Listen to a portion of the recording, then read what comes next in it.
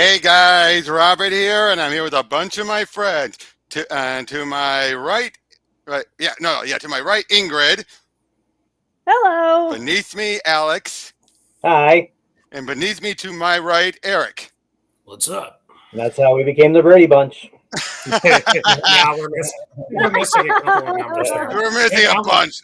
And Aaron D. Davis is Alice. But yeah, so yep. So today we're going to be talking about a bunch of things, but starting off particularly, the new Mario Brothers trailer came out, giving us a bit more of Chris Pratt as Mario, showing us more characters, showing us Peach and everything. And I gotta say, I think most of us can agree the one downside has to be we still gotta get used to Chris Pratt as Mario. Can we all agree to that? Mm-hmm. Yeah, that's kind of the obvious. I mean, he's not shit. Let's be honest. He's not shit. No one's saying he is a horrible choice. You can definitely tell he's trying. I mean, come on. I don't know. Just mediocre. Yeah, I've seen some people still not like him, saying he's not cartoony enough. They didn't give the Let's It Go on the Wahoo enough effort. I think the Wahoo was a pretty good one, but the Let's It Go, well, he's whispering it. What do you expect him to do? And then he gets slapped around by Donkey Kong. Alex, I'm with you. Where's that move in Super Smash Brothers? I know. I've tried different button combinations. I haven't been able to unlock it. Yeah. Winning on my fight. Sorry, somebody in the chat. Fun fact, in the Japanese version, Mario and Luigi are Riku and Yozora from Kingdom Hearts. Oh. Nice. We'll talk about Kingdom Hearts a little bit later, maybe. Yep. That's hilarious. But first, let's talk. I'm not going to show all of the episode and the trailers because let's be honest, YouTube's going to want to copyright strike a bunch of this stuff. But then the hammer's ready, Robert. You're not a reaction channel. You're not a reaction show, so yeah. Unfortunately, not. But hold on, let me just skip around and show us a clip. Take an image, I guess.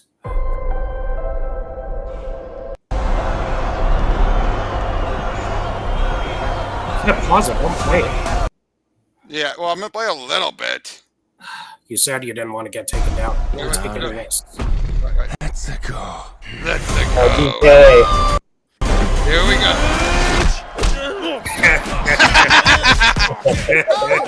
No, wait, that's supposed to be Cranky?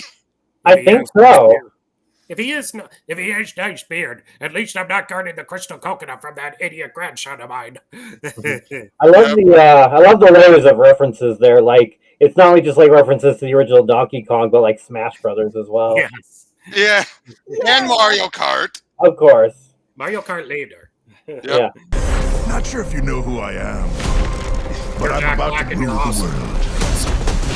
Wow, yay. But there's I'm sorry, that yay was such a Luigi. Yay. one problem. There's a human, has a mustache, just like you. Oh, seen that? That made me. That's gotta hurt. Oh, I've had to deal I'm with not that. even a guy, and I feel that pain in my soul. That's me talking about I think I know every human being with a mustache wearing an identical outfit with a hat with the letter of his first name on it. Because I don't. Apparently they're so good as Luigi already. I can already tell. He fits him perfectly. He does, but because that's the thing, it's clearly they're going for the Brooklyn voice, not the Italian voice. Yeah. Hey, Paisanos, it's the Super Mario Brothers. Yeah, exactly. Not too Brooklyn, but that's the thing, though. Well, that's the one thing with Chris Pratt. I was expecting more Brooklyn in his voice, and when we heard him in the teaser trailer, he sounded a little more Brooklyn-esque, a little bit. Did. But then here just feels like it's Chris Pratt. Yeah, it really is. And it's like, I don't mind what they try to do with Mario's voice as long as there's like something out of it. And it's like, I still have to wait and see on Chris Pratt. I'm still not sure. Bowser is coming. Together, we...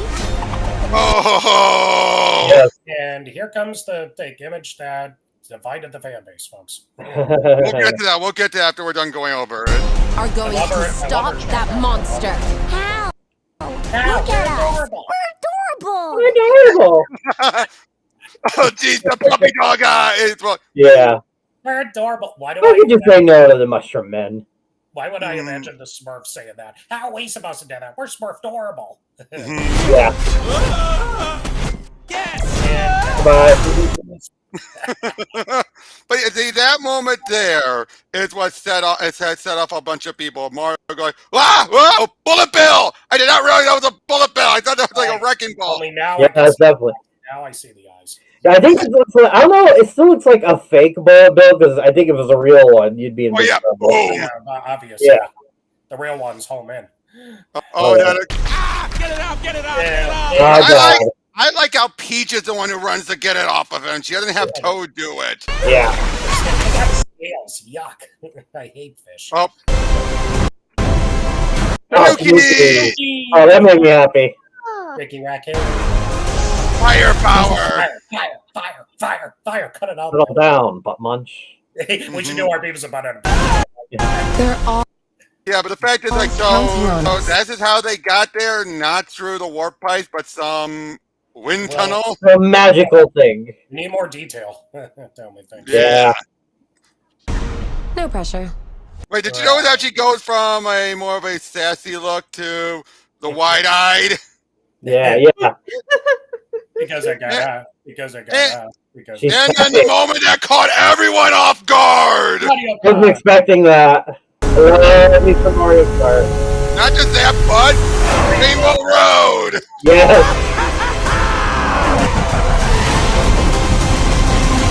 Woohoo!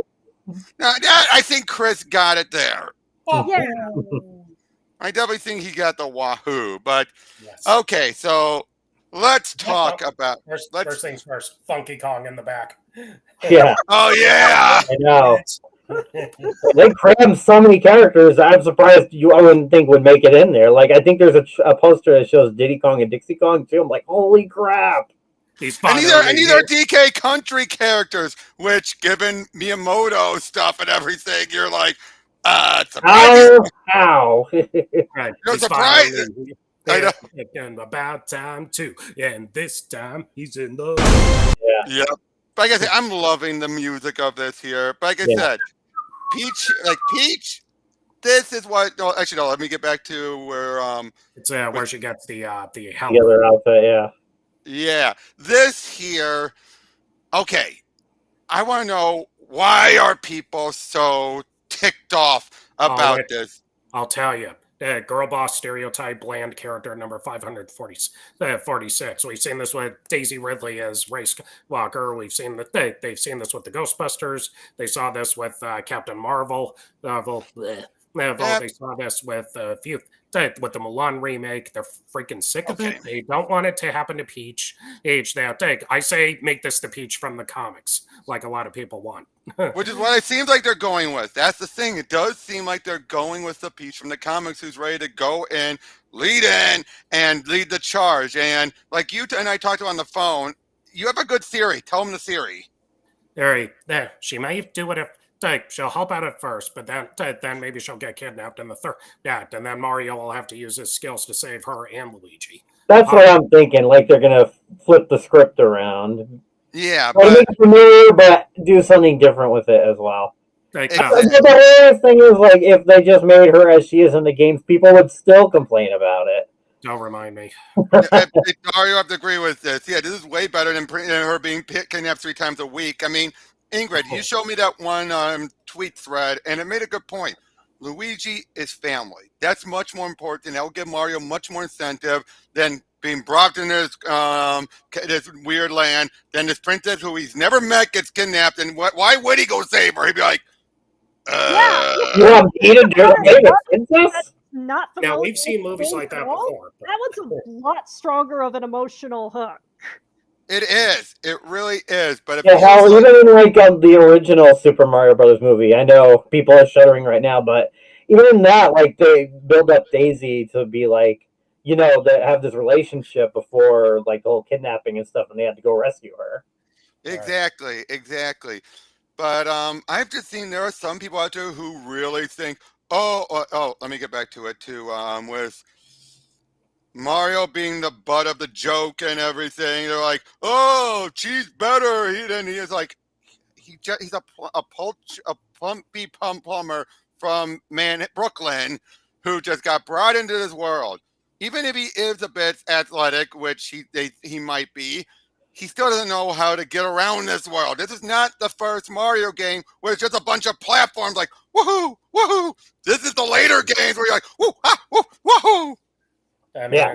And you have to think of like the It has classic. to make some sense. It's like Mario's not already come with all these skills. yeah, it's not like it's like because in the games he and the others were babies and were star children. They grew up in the magical, in the Mushroom Kingdom. This isn't it. This goes back to the '80s where he was from Brooklyn first, Mushroom Kingdom second, just thrust into here, and he's like, "Wait, what's going on? What do you mean? I gotta stop on Koopa shells to save the princess? What happened? Okay, I found the first castle. Princess is another castle. Okay, second castle. You son of a! He's going to be the final one, or Luigi and I go home." Yeah. I Princess ran this movie 0 stars. I finally found her. She's the one with the spell that could have defeated the Koopa. Oh, Exactly. But it's like so this is basically, and like I said, he's not being dropped into it for the first Mario game. This is him being dropped into it with New Super Mario. Yeah. Where things are much more complicated and complex. It's like he's not going to figure it out.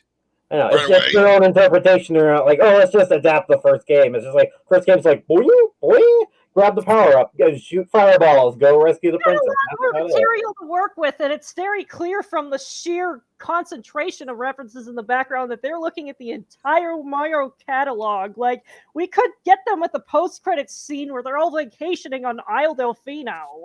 Yeah. We got to be careful with all the Easter eggs. Otherwise, this could turn out being like Lego Movie 2 or Wreck-It Ralph 2, where it's nothing but references and not a good story. We got to be careful with that. I think this is going to be closer to Detective Pikachu, where the references I'm hoping it's for like world Detective building. I hope it's Detective That makes a lot of sense to me.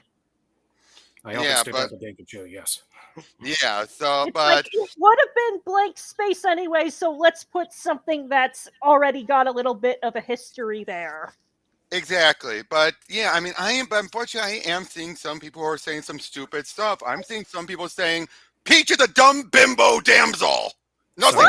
Some of the time, yeah. Some of the time, yeah. I mean, she's like, oh, what's this cake with the little hair sticking out of it?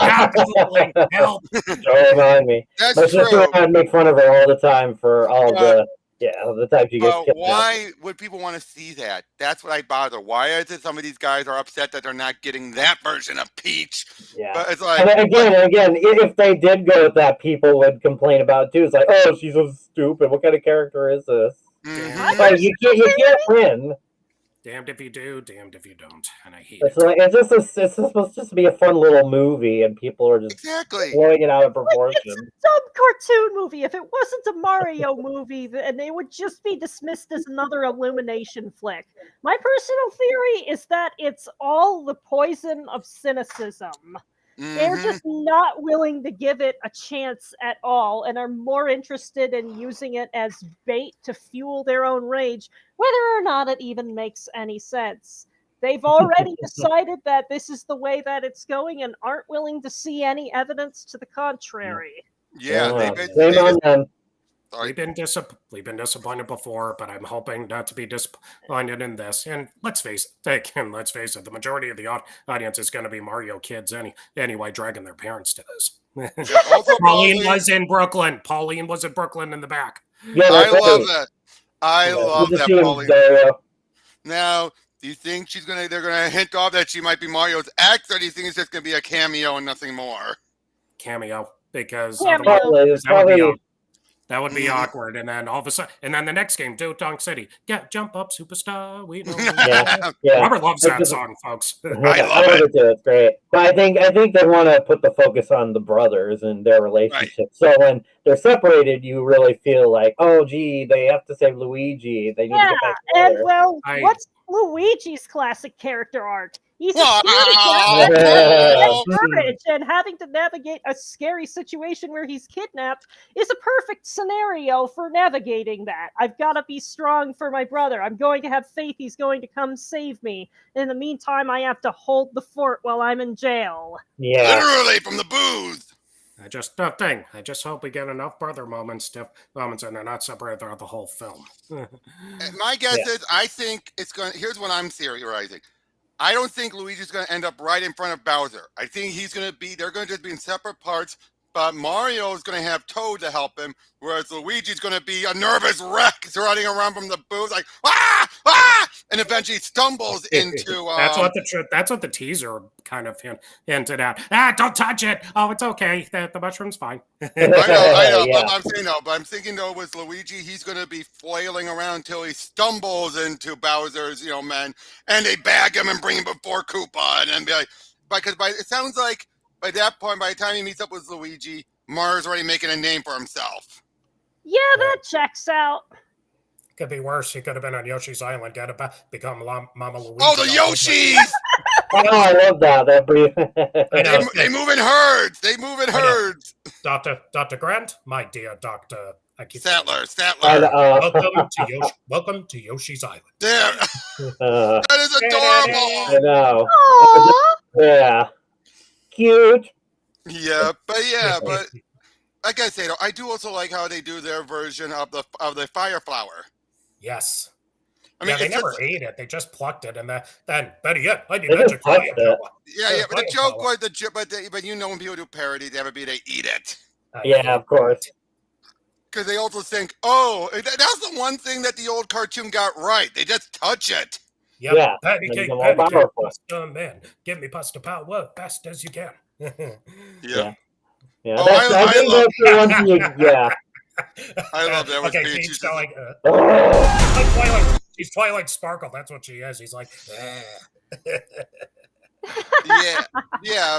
But like I said, but I think the thing that 100% no one can complain about is the visuals and the music. I mean, they're just The Yeah, colors is they're gorgeous. This is fantastic. eye candy. This And is you look at the first trailer, you're just like, whoa. but again, I think it's all universally agreed. The voice cast, except for Chris Pratt, was spot on, perfect. Jack Black. Jack and Black. Jim Carrey. Holy Jack Black is crap. stealing it. He's right up there with Jim. Who would have thought Jim Carrey and Jack Black, the two guys you thought would be parody choices, would end up nailing the roles they were getting. Yeah. Where Number 2. Yeah, Where are my manners? are my manners? Sonic, meet Knuckles. No. Yes.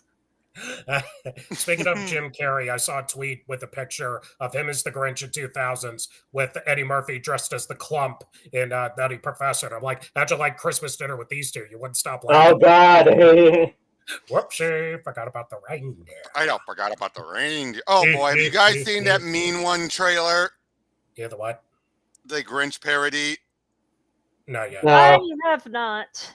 No, I'm not going to show it, but again, no. I just feel people who are doing it, like Ingrid said, and these are people, most of them who are complaining are grifters, and they're getting some backlash for trying to get this started because I think they were underestimated. I think they were thinking everyone's going to agree with us if we call it out first, but now they're getting more people saying, you're an idiot. There's way too much nostalgia and love for Mario that they're not going to think this is a Brie Larson situation. Or Brie Larson, Tila from Masters. right. Brie Larson, I love you, but you're a beautiful woman, but please have some personality. You had it in Scott Pilgrim. She has it now. You had it in Scott Pilgrim. She's been having it more lately, actually, Yeah, ever since not Endgame, but ever since which one was it? Shang-Chi. Oh, Shang-Chi. Shang-Chi, and in Miss Marvel, she's already shown she has much more of a actual personality and reactions. Finally. Yeah. But But, what was I going to say? It's just people who just want to get a rise out of other people, It's just especially over something silly like this. It is at this point. Pardon me just a second. no worries. Yeah, and Joe asks, by the way, after Mario, which Nintendo property movie do you all want? He Ooh, says I Metroid. think I want to see a Kirby movie. They could have a lot of fun with the Kirby movie if the Kirby anime is any consideration. Like, Right Back at Ya was my childhood. Yeah. Get back Meta Knight's voice actor from that, and we're all good. oh I need yes. somebody to take care of that punk Kirby. Now, I would say this. The way they're setting this up already, I'm already getting the vibe that this can work as a shared Nintendo universe.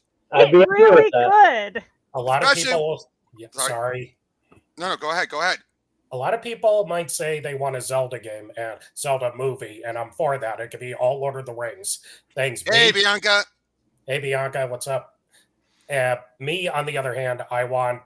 Oh, actually, I'm kind of interested in what they could do with a Star Fox movie now. Ooh, yeah, yeah, that would that'd be be awesome. the Star- Fox it could be has the been Star Wars- neglected it could for be the- so long. Wreck-It Yeah, Ralph copy. It could be the Star Wars It could be the Star Wars movie that was never the best Star Wars movie that never was a Star Wars movie, in my opinion. Just with animals. Oh, Yeah, no, well, exactly. It would be beautiful. but Mhm. yeah, but like I said though, I think this and the way they're doing, especially when Peach says like there's thousands of galaxies and all that. I'm like, Hinting at something. yep. Oh geez, you just woke up from your accident. You missed Tristan's interview. Well, it was an hour long, but hey, Bianca, if you want to join up, I can send you the link. Please join us. Yeah, Never too late. yeah, but But yeah, I mean, overall, I'm not really looking forward to it. I just like, especially child me, like the child in me is just like, oh yes, the Mario movie I always wanted.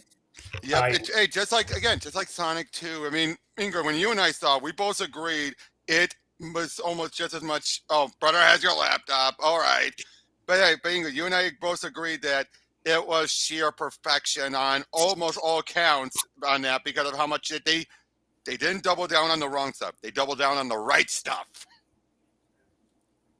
You remember that, Ingrid? Ingrid? Oh, Okay. sorry. I was talking to you about Yeah, Sonic did 2. Trouble take your microphone? Sorry about that. No problem. But yeah, Sonic 2 was incredible. Yeah, that was sheer perfection because they doubled down on the right stuff. Okay, they did also double down a little bit on the annoying sister, but at least there wasn't too bad compared to other movies where they would make it give her a huge role and they'd be like, oh, Yeah. really? I Why is she hate taking this away from book. Sonic? So wasn't this a movie about a cartoon hedgehog? What's going on here? I Yeah. hate movies like that. I hate them so much.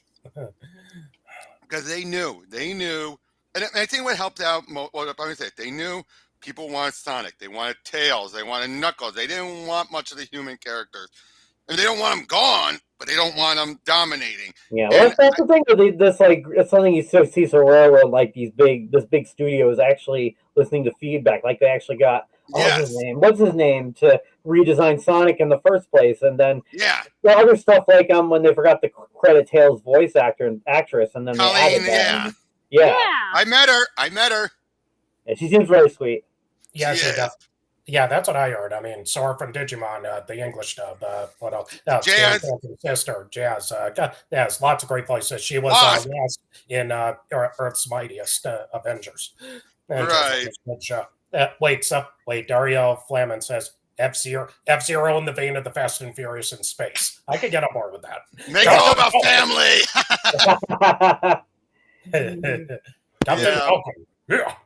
Yeah, but Show show me me your your family. moves. Falcon Punch. Right, but as I was saying, though, but like I said, I think it helped out though that they got creators. Let's be honest, those at Paramount, they didn't care. They just wanted this thing out the door. So they ended up getting creators who were huge fans. And unlike Marvel, who the head now says they don't want comic fans as part of the crew because that's a red flag. That's why a lot of stuff is not good right now. That annoyed That's a whole other me. can of worms. It's like Bob Chapek when he said animation's still only for kids. Well, you're out and Iger's back, so bye. Yeah. Oh. Boy, finding out more and more that he didn't know until that moment it was released online that he was fired. He probably saw he had a job.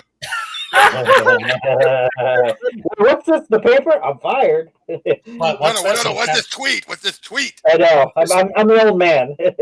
So I have my pig slip didn't come in FedEx yet. What do you mean I'm fired? What do you mean I'm terminated? This is unacceptable. Moi, sack it. Talk it to me. It's like the Richard Nixon "Suck It to Me" from Laugh at Classic. But overall, those who are trying to make this a big outrage, it's going to fail. This is not going to be like Masters of the Universe or any of those other ones where they're going to try. I know they're going to try. They're going to keep trying to find anything to claim this is woke, this is this. Oh, They got nothing better to do, you know? Woke anymore. It's really tired No, and sort of. they gotta replace woke with what it is. Bad writing. That's the thing. People are trying to generalize woke as a label when it's like, just call it bad what it is. Bad writing. That's all it is. Hey, Yeah, this is really. But they Hey, have yes. to go for the emotionally charged word that half of the time isn't It's even wrong. remotely accurate, just Yeah, because it's the it's whole- That will get you the most likes on Twitter. Yeah, TV tropes has a term for this called positive discrimination, where the woman or the minority or the handicapped person, that the person is perfect and nothing can go wrong for them, and the main character always has to suffer and be a goof, and I can't stand it. I hate it so much. It's the same Much. people- I mean, it works in certain situations, but not in every action or comedy out there. But that's the thing, though. It works, and it's also like applying to Wednesday. There are people trying to claim Wednesday's woke when it's not. If anything, there's complaints that Tim Burton, as usual, is doing these anti-black tropes as the. But even that though is wrong, because even in that one, the girl, she's not the main villain.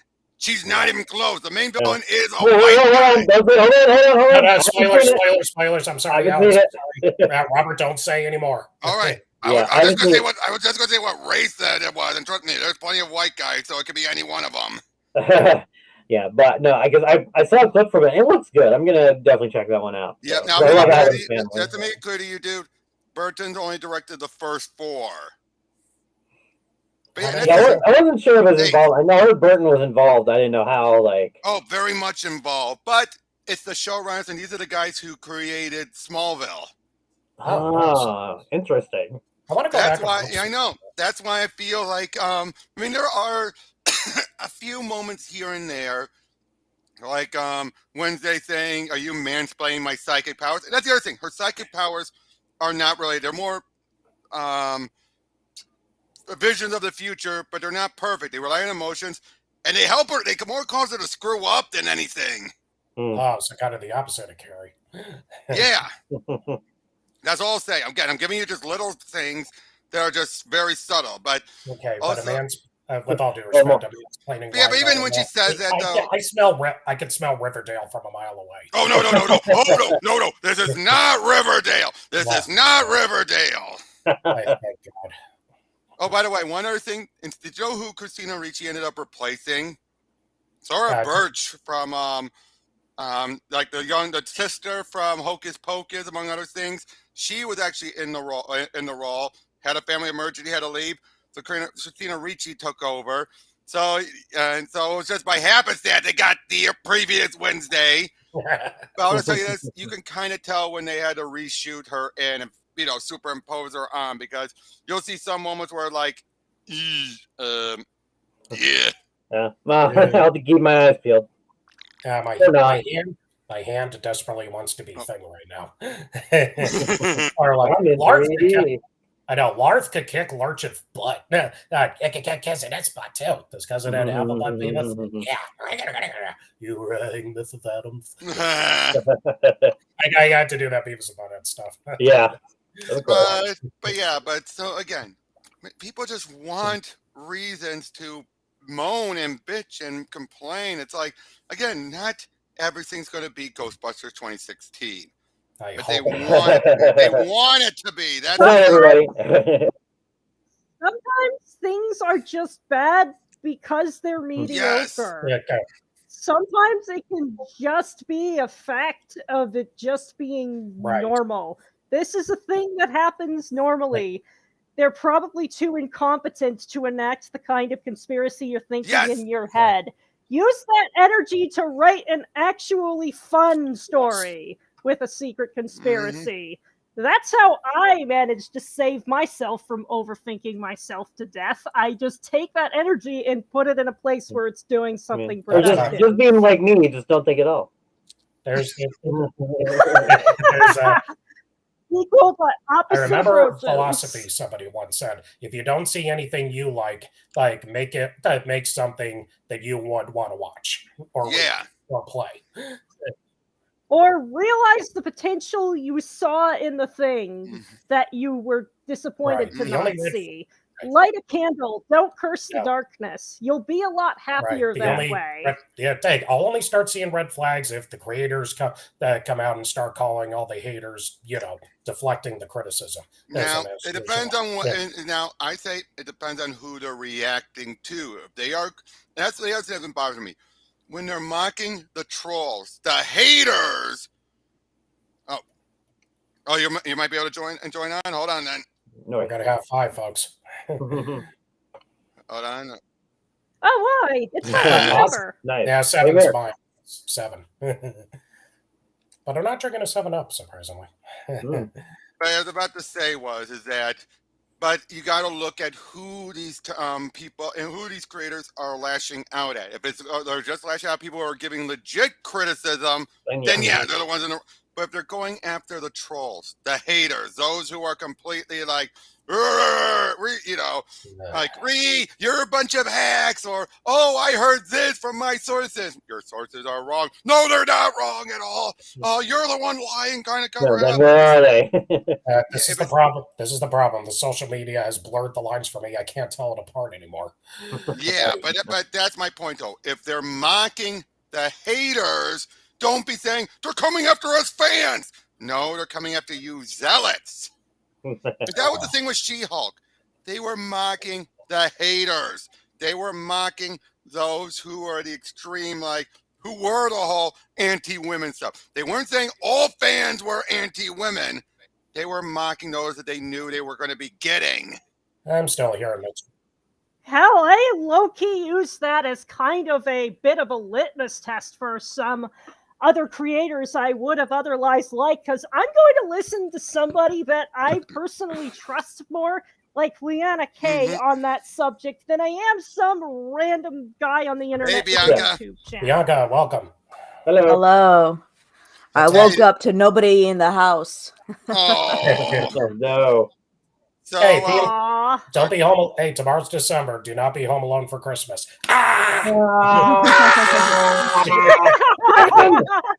so Bianca, what did you think about the Mario trailer? I'm super excited. And where do you stand on the hatred that people like Geeks and Gamers are trying to get started? Here's the thing. They're so indoctrinated that what they don't like and what they complain about, they're seeing it everywhere on purpose now. That's on them. Yes, that's the problem. It used to be they had legit criticisms. They do. I look at Jeremy in 2018, and I'm like, jumping jeepers, what happened? I bet you have one guy try to say, oh, the Rainbow Road, they're trying to force pride stuff down our throats. Yes, the Rainbow Road is literally the most iconic. Down and say it's that's the most Mario. iconic Mario. That has to be a troll. We all fell off the Rainbow Bridge. Yeah. Exactly. We all did that. It was a right. Yeah, that's why everyone geeked out. If we had them off the That's bridge. separated the Mario Karters from the Mario Karters. Yeah. That's why everyone geeked out when they saw it. Everyone's like, whoa, Rainbow Bridge! Like, yeah! Rainbow Road. Rainbow. And for the record, I'm going to have to correct them on two. All right, I'll have to correct that person on two things. Number one, I hope you're a troll. Number two, rainbow flags are for gays. Trans are different, flags are different colors. And number three, it's right there in the darn game as a level, and it's been so since I think the first Super Mario Kart on Super Nintendo. Oh, yeah. Yeah. Famicom, and I should know. I have it on the SNES Classic right downstairs. Yeah. I mean, the only thing it would trigger would be PTSD from trying to beat, especially on the original Super Mario Kart. Man. Yep. I mean, I say this. These guys made their bed the moment they doubled down on the He-Man stuff, the Master of the Universe Revelation stuff, and then once it came out, but some of their stuff was proven not true. They then started moving the goalpost to say it is still true, like saying, "Oh, Tila." They made it clear. The rumor saying Tila is going to be in a gay relationship, a complete lesbian, and she's going to be She-Man and all that. When it's later revealed, I was really afraid. Man, I was legit afraid of that too. I'm like, yeah, what? but then once it was revealed, she is not. She is still going to be in love with Adam by the end of it, and she's going to be the sorceress, not She-Man. No one is taking He-Man from Adam. Even when all that was made clear, they still twisted it to try and say, like, well, this, that. They're still right. Clownfish was still right. Justice for Clownfish. It's like, they weren't right. You guys, but the moment they started doing that is the moment they lost the plot. I still They said multiple times that, it's rumors, but you were getting rumors from somebody that was claiming to be on the inside. Yes. They're like, Again, well, we know rumors somebody from from the rumors. inside. And I'm like, well, if this insider is getting the info wrong, got 100% of the info wrong, are they really an insider, or do they really know what's going on in the production? It's like they just assume right away instead of the proof in the pudding and waiting for the final product to see what Yeah, happens. they had the broad strokes. They had the broad strokes of it, but then they used the minute. They made up BS for the minute details. No fair. See you, Dario. See you, Dario. Bye, Dario. Hi. I mean, Yep. no, look, I got nothing against Who's Dario? Clownfish. Never mind. See the chat. No offense. Twisted Mario. No offense to all parties involved. I think Clownfish and Kevin Smith they handled their little feud. Yes, I will agree with that. Terribly. Number one. Number two, that ending. I hated the ending. I think ending with He-Man getting stabbed. I hated it so much. For that first part, but he didn't die in that one. People keep saying he died, and I'm like, wait, what? No, he didn't. They thought he did because of where it is, but then as soon as they see the next episode, he's all right. Yippee. But not that though. It also was proved to me with what was that? One anime series everyone was adoring, Jinx from that one game. Jinx? What is it? Which one? What? Oh, that one animated series that was on Teen Netflix. Titans? No, Never mind. no, not that Jinx. The 3D CGI cartoon. Arcane. People adored Arcane when it came out, even though there was elements in there they would complain about. But that's because, unlike Master of the Universe Revelation, where they had a whole year of getting like hate, this came right out of nowhere, and they didn't have any prep time to get people prepared to look for it. So they just took it on face value and liked what they saw and ignored anything that normally they would have said, woke. Funny enough, people like Leo did react that way. I don't even think he still saw it. And he said, the main character has blue hair, so I'm not going to watch. It was not just him, too. Right. 2007. Yeah. That's not the only signifier, my dude. Yeah. Like, it's for some reason it's now colored hair, and yet I've seen Republicans and liberals both use colored hair. So what's up with that? It doesn't, that doesn't say What's what up you're. with that? Yeah, it doesn't say you're like insane or intelligent, And then if you're apparently a 30-year-old now, apparently 30-year-old is now an insult, especially if you're a woman now, and if you own a cat. And I'm like, I know guys who own cats. What's wrong with that? It's a whole crazy cat person. Hey, how many cats do you have, Alex? Yep. And I'm like, they're like, if you like She-Hulk, that means you're a 30-something-year-old single cat lady. And I'm like, first of all, I'm now 27 because my birthday just passed. Happy birthday! Did you thank you. get what I sent you? Did you get what I sent you? I just woke up. I'll look at it. I have a dog and I have a rabbit. Don't like cats. Happy belated birthday. And I almost wanted to join Tristan's stream because I wanted to wish happy birthday as Kevin Conroy, Batman. You are birthday. You are older. And I will always be Batman. Oh, thank you. Again, this town has proven that it's ready to believe in good. Hey, good. I want you to tell all your friends about me. What are you? I know. I'm Batman. It's a car, right? It's a car, right? Chicks dig the car. Oh, boy. Never leave the cave without Okay, but again, it just feels like so many of these people, the hatred they want, it's what they're grifting on these days. These days, they don't even believe what they're saying. Well, I'm sure there's a bunch of crazy out there who do believe what they're saying, but the big names are the ones who are just pushing it because they know that's how their fans are going to react. They're going to be like, yeah, we got something else to get on. Guys, there's other ways to get views on your YouTube channel, please. Unfortunately, nothing does better than Hell, one of the Cynicism things makes that money. is this one YouTuber who dreams up these insane scenarios that he then mediates with AI and often gets his Twitch chat involved. His name is Doug, and if you're looking for a laugh this week, have a look at his entire channel. It is a wonderful. What's it called? Doug. Dog. That's Oh, you know, hilarious. Please don't lose your brain cells over it, Ingrid. Huh? This is your brain. This is hatred on drugs. This is your brain on hatred on drugs. So Hey, what I find confusing is that nobody I'm surprised that Jeremy didn't use logic as soon as he made the face of Princess Peach holding a weapon. I'm like, well, first of all, she's a princess who owns a kingdom of small, cute little toad thingies. You would think she knows some battle strategy. You think, what is she gonna do if she gets captured? They're gonna be defenseless. She has to defend them somehow. Yeah. I think I remember. I do remember a few people saying it's not it's not her getting involved in the fight that bothers me. But but the weapon seems a little out of character. I was expecting the umbrella, the umbrella or whatever.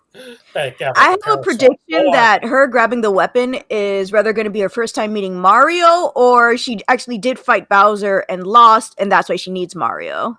Okay. Also, that's a possibility. And also, I just noticed looking back at the trailer, it's the Toad that's carrying the infamous frying pan. Yeah. Yep. Bang, what's a mirror? The mirror. Remember the flap? Oh yeah. Golf club 4. I'll never call. Casey Jones. I'll never call golf a wussy sport again. Yeah. TMNT. I know. Yes, we can talk TMNT all day. I love the turtles. Cowabunga! God, I love being a turtle! Turtle power! Turtle power. Ninja time! It's ninja time! I made It's Wet Willy time! Oh boy. Right here. Since Wednesdays of the year, you're expecting the Addams Family? But Bianca, have you? Oh no, we're not going to about Wednesday more. I don't want to spoil it for Alex any further, so let's not bring that. That reminds me, something fun. So What? there's somebody I know who did a Batman Superman art for me before. And he was having a Black Friday sale. He's like, okay, I'm doing commissions. This is the Teenage Mutant Ninja Turtle Power Ranger crossover #1. I'm going to sketch a commission on the cover. And I'm like, okay, so you're telling me that I can have anything I want on it? And he's like, yes, what do you want on it? And I'm like, okay, so we're going to have 2 Power Rangers on there, and we're going to have 2 Teenage Mutant Ninja Turtles on there. He's like, okay, what turtles you want? I'm like, I want Mikey and I want Raph. And he's like, okay, what Power Rangers you want? And I'm like, well, first of all, I can choose what I want, right? I can choose any Power Ranger. My favorite Power Rangers are the Power Rangers SPD. And I love the red and the yellow Ranger because they're actually friends who were criminals and became Power Rangers. So they have history together. And he's like, okay, so you want them like battling? You want them like, what do you want them to do? And I'm like, have fun. They don't have to battle. And make sure you have some pizza on there. I'm just having me pizza. Play some video games. It slices, it dices, and it makes fries of 6 different... Oops. Oh boy, porn bot. Where did you come from? Get out of here. Get out of here. You're not welcome to this. Go back to the abyss. but still, I just. Oh, you know what? I would ever do it. I would still have someone with Venus because I like Venus. I thought Venus had so much potential as a turtle. A girl turtle? Thank you. Especially when you find out that, the original plan that Peter Laird agreed to was she would not be a sister. And then Ian Saban changed it behind his back at the last second. No wonder Laird hates her. Well, not the worst thing Ian Saban is. On the cartoon or the live action? Live action. Yeah, it's probably Live action show. I've seen clips from it, and oof. Bruh, I was so disappointed that she wasn't going to be their sister. They're like, just by the way, we're not brothers. She's like, oh, so then I am not your sister? And I'm like, no! No, just because that's why Eric and I Sorry, I keep on getting mixed up. Eric and I have came up with our own turtle stuff, and we actually have a B. She's the middle sister, but she comes in later. Yeah. What but about then the salamander version of Venus? No, that's not Venus. That's Mona Lisa. That Yeah, you're right. Shoot, the I always cat- get I always get them both confused. What the frick? Yeah, but here's the thing though. We do have the same stuff when they're like a girl turtle. Thank you. Dreams do come true. But when they find their sister, Mikey, give me brain bleach. I can't believe I just saw that. Rap, he's going to need a lot of. Hey, knowing Mikey, he's going to need a lot of it. He's handling it better than Star Wars. Oh, Star but Wars. we never be Mikey's the only one who wanted to tap that. The other turtles were like, "Who is she first?" And we're gonna, Ninja Turtles Back to the Future. But when I kiss you, it feels like I'm kissing my brother. That's not weird, is it? It's totally right. It's totally. By the way, Christopher Lloyd joining Twitter. He's very wholesome. I'm glad for that. Yes! Oh, I'm going to have to follow him now. It's Who's like Christopher Lloyd? Doc Brown. What? Doc Brown, Judge Doom, and Who Framed Roger Rabbit, Taxi, all these movies. He's the one who told Hulk Hogan, "I was frozen today." Who did he play in Roger Rabbit? Judge Doom. Judge Doom. Yeah, underneath all that makeup and black coat. Remember me, Eddie? When I killed your brother, Oh, the guy with the crazy eyes. Yeah.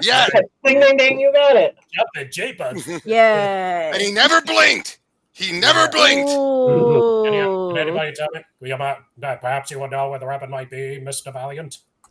I know. So I think we've talked enough about was Mario and all Mario, this. I'm looking forward to it. I know my nephew's going to definitely want to go and see. He's like, come on, okay. I hope it doesn't cost me. I convinced my niece to go. I was like, I need someone to go. Yeah, but that's why I think they made the right call putting Bowser in it because everyone's loving Jack Black as Bowser, and you're just like, I cannot tell that's him. I know, really. It's like you said. It's like in Buzz Lightyear Star Commander, Wayne Knight talked to a filter as Emperor Zurg. Ooh, the flamethrower. Ooh, the flamethrower. Ooh, let's see that again. Curse you, Buzz Lightyear. Yeah, but you're like, wait, that's hello, Newman. Yeah, that's Newman. Hello, Jerry. I'm Stan Pollock, Mr. Michael Jordan. I'm the Baron's new publicist. Yeah, but the only time you could tell he was Jack, was when he, now who's gonna stop me? That's the only time you could tell that was Jack. Otherwise, he's like, I do not. You're just like, who knew he had it in him? That's very Tim Curry-esque. I do not. What's the matter, Velma? Don't you like the new Ben Ravencroft? No, I don't.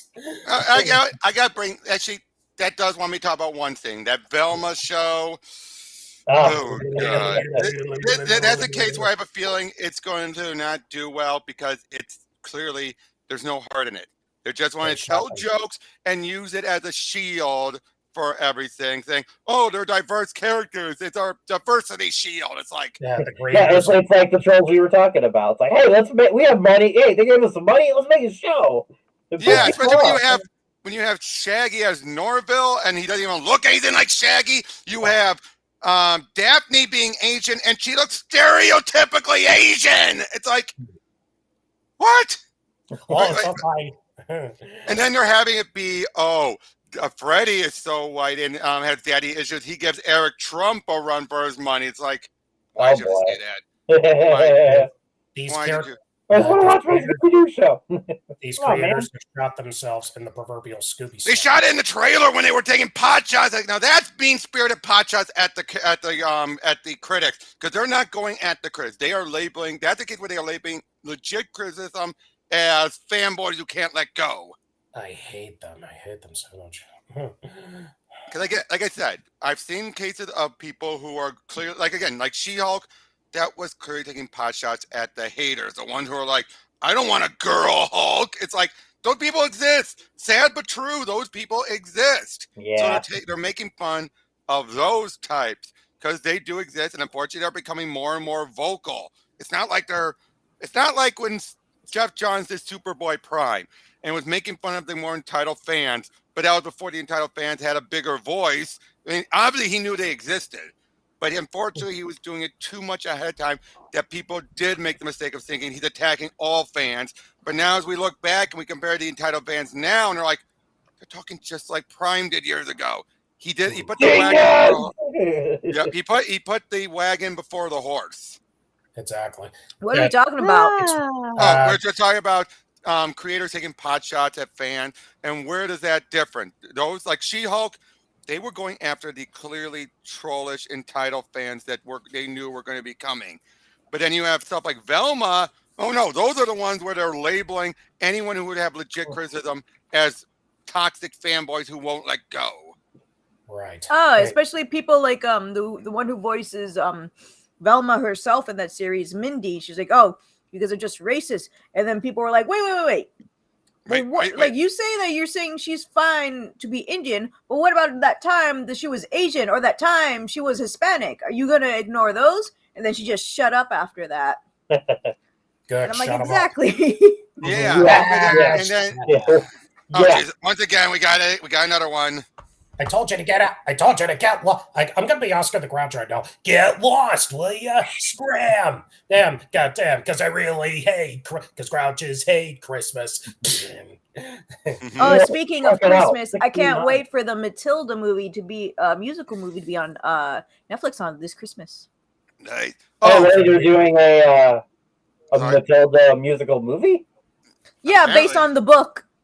Oh, I know they did the movie and then they did a musical, but now they're combining the two. Or well, no, it was a book, and then it was a musical, and then there was a 1996 movie. So the musical was before the movie? Wait, you're right. Probably the musical was first. I just know the person who did the musical also did the book. Okay. I got you. But by the way, I saw Christmas Story Christmas. It's good. It is actually very. Yeah, I heard it was my stepdad saw. He cried at the end of it. So. Yeah, it is so good. Good. We can erase that Christmas Story 2 from all of our memories. Wait, there's a Christmas Story. Wait, Christmas Story Christmas. What is that? It's on HBO Max. They got the actor who played Ralphie. And they got a bunch of the actors. The only one they didn't get back who's still alive was the mom because she retired. Oh. But yeah, we've seen, how many times have you turned on the TBS on Christmas Eve and there it is in the 24-hour marathon? Every time. Okay, basically, and now this is stuff that's made clear in the plot summary. The old man has passed away. Right. And so it's up to Ralphie now to have to figure out how can he be the big man when he already has a bunch of stuff going on in his life. And he basically said, like, the old man made it look easy. Well, his parents did. Of course. They even said that in National Lampoon's Christmas Vacation. How did you do it year after year? Well, I had a lot of help from Jack Daniels. That's still my favorite. You want to read the funny thing when you think back I want to finish the line. Hold on. You want to read the Night Before Christmas to the kids? Nah, you can do it this year. I've retired.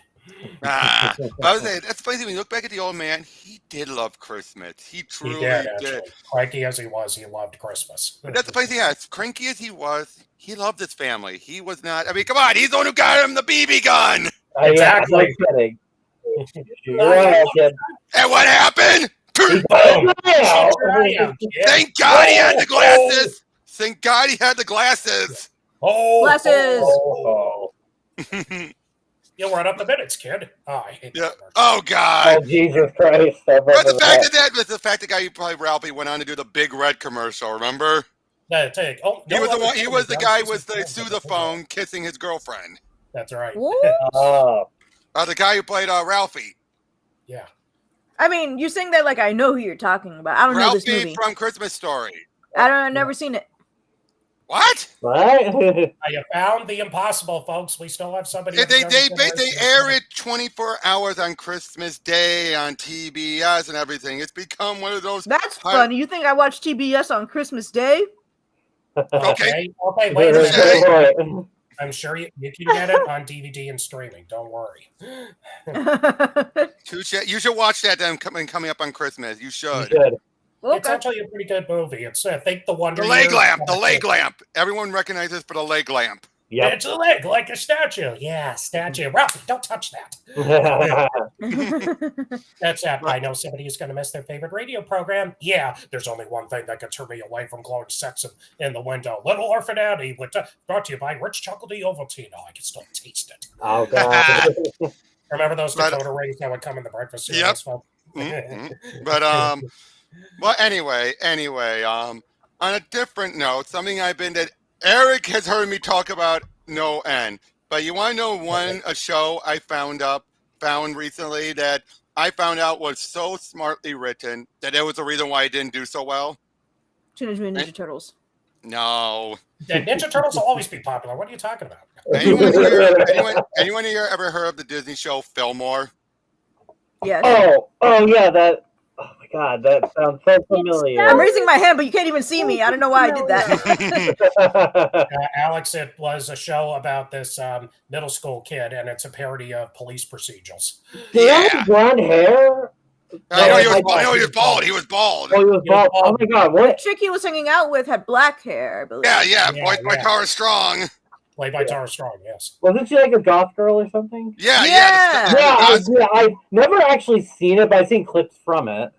It aired in that rough in-between patch between ABC between the one Saturday morning was over, so it was on ABC Kids, but then it moved to Toon Disney in the second season. But this was just as Jake Long and Kim Possible were ending, and just before Phineas and Ferb started. I just looked it up. I haven't seen the show, but I saw like commercials for it. I've seen a couple of clips that Robert has shown me or tell me, and if you watched enough Law and Order, Starsky and Hutch, Miami Vice, those kind, or CSI, you will laugh your butt off because it parodies all those shows. Nice. Yep. Hold on. I'm gonna do the intro. I think this is obscure enough that it's not going to get me flagged. Yeah, the mouse is always watching Robert. Yeah, with the ninjas. Let the mouse catch you. Oh, we're very tight on copyright. Oh. But you guys hear it though, right? No more.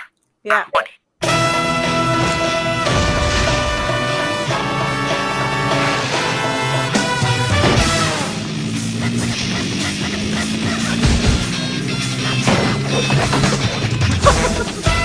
Oh my god.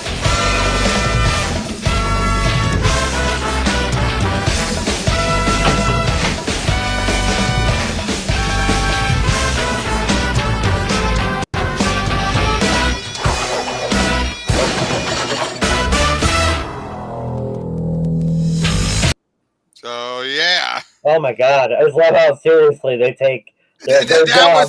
That was the detriment. That was the detriment of this show. It wasn't like a Kim Possible or a Kids Next Door where you didn't have to rely on it. Unfortunately, this was a show where you had to rely on knowing cop shows to get most of it. Otherwise, a lot of kids are kind of too young for that. It's like when Phineas and Ferb asked that, aren't you a little young to be knowing about all these detective shows? Yes, we are. Yeah. No, that's story of my life. Yeah, but that's a moment that the parents will get, but the kids will have the rest of the episode. But that'll be if the whole episode was nothing but that moment where again, you don't. But it's so well done. As an adult, you're looking and you're like, oh. It's Animaniacs level good with the references. Exactly. It is that good. But again, you banked the whole show on it. That's the problem. I can see why that'd be a problem. Wait, I did the CSI Miami. Alex, this one's for you for Yu-Gi-Oh! Bridge. Let's like the rules. Just get screwed. Yeah! Wait, I have a question. I don't know if this ever happened. I may be having a Mandela effect.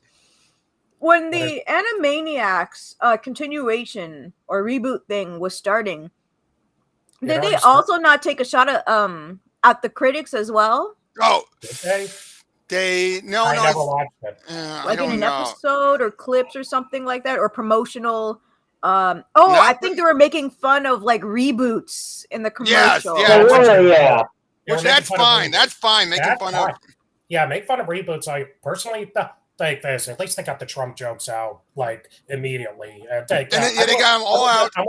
I'm with Doug Walker. 70% good. The Pinky and the Brain shorts, I think, were the best. I say, I agree. Give They're them, amazing. yes, give them their spinoff back. Maurice LaMarche and Rob Paulson still got it. They really do. Just don't do Elmira again. And Maurice Oh, would not. I don't think Chris Summer can. I don't think Chris Summer can get that high to hug you and kiss you and squeeze you and the itty bitty pit. Can still do Penny for Inspector Gadget as Robot Chick in a show. Good morning, Uncle Gadget. Gadget, good morning, Penny. I'm always on duty. I'm not really sure if that's what I meant. By the way, here's an example also with Thorne. This is the one that got the meme going about the chicken was dry. Yes. Oh gosh. I love this meme. Hold on a second. So you don't have any idea where Winston might have stashed 4,000 counterfeit baseball cards? No more talk about Winston or the safety patrol or any other business, okay? It's all over, Fillmore. Can't we just enjoy it? Anyway, I'm sure those cards will turn up sooner or later. 4,000 Cal Ripken cards aren't gonna just disappear. What was that? I said it's not like 4,000 Cal Ripken cards are gonna just disappear. Who said they were Cal Ripken cards? What do you mean? You said Cal Ripken. How did you know they were Cal Ripken cards? Oh, well, I guess you must have told me. I said there were cards missing. I never said a player. Matter of fact, I never even said a team. Where are they? Hey, Raj. I was selling them for my Coke You addiction. were in on it from the beginning, weren't you? And when I came along, you saw the chance to use me to nail Winston and go into business for yourself. Fillmore, that may have been how it began, but I'm going straight.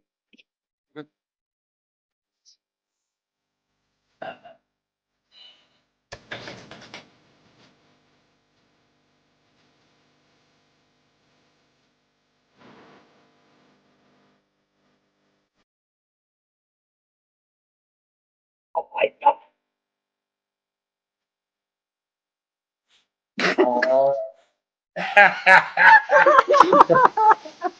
You see what I mean? He's gonna get fired. Oh, by the way, that was the voice of Helga from Hey Arnold as Penny. I thought you sounded familiar. I'm like, yo, you sound so Hey, familiar. Yeah, in that moment, it's once you start crying, that's when you recognize it beforehand. But see what I mean? No, they're middle schoolers, but like you're having she made chicken dinner. Yeah, she made chicken dinner. She's cleaning the dishes. Where's the parents are there? Parents are there. They do exist in all this, but they're mostly there for as if they were higher levels of authority.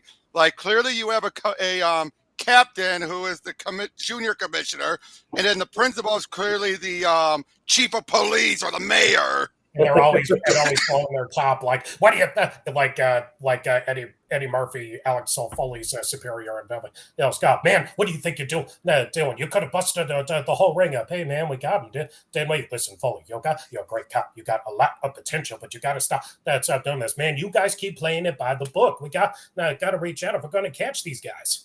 But see what I mean? How this was smartly written. Older people were like it. Kids. Whoosh! Yeah, I can see most kids getting bored by that, but I have a feeling that I would have been one of the weird kids that would have really liked it back in the day. Yeah, we're the weird kids. We're all weird here. Can you have my name? Mm-hmm. We're part of the Funny, I might have to watch it for that alone. Oh, I got them saved on my Google Drive. I could share it with you, but unfortunately, unfortunately, it's only available on iTunes in Germany and Disney Plus in the UK. So unless you have ExpressVPN, we don't have it in the US. Oh wow! Yeah, not even on iTunes in the US. Not even there. But it's at German iTunes. Yes. Yeah. But again, see what I mean? Though this felt was so smartly written, very well done. It's basically you take the idea if you take these old cop show plots, but tweak them enough so it can fit into a middle school setting. Mm-hmm. But like I said, that just goes over the kids' heads. Like, what kid is going to look at that? But that's why when I saw the clip and saw Rise and Fall Nick on Twitter, he showed that meme. I'm like, what's the context for this? So I found the clip and I'm like, I saw that very same clip. I'm like, oh my God, this is brilliant. What was this you just shared? So I have a friend who I added for my top 10 YouTubers, whatever. He's a bit of a troll, so I want you to click on the link. Send me it in the private chat. I can't do it from What? here. I'll click on it. And see Oh God. Hold it. Let me see. Oh. Actually, no. What is this? If you scroll up, he's responding to Jeremy. I can copy. Wait, no, I don't want to copy. I want to paste. I want to paste. I got it. I just want to do my own. See, the mushrooms represent drugs. They're trying to get our youth into drugs. And Hold on. I found it. I got it. Hold on.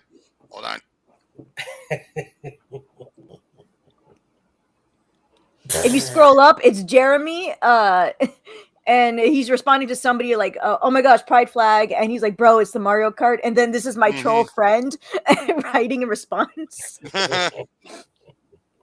Dude, don't get him started.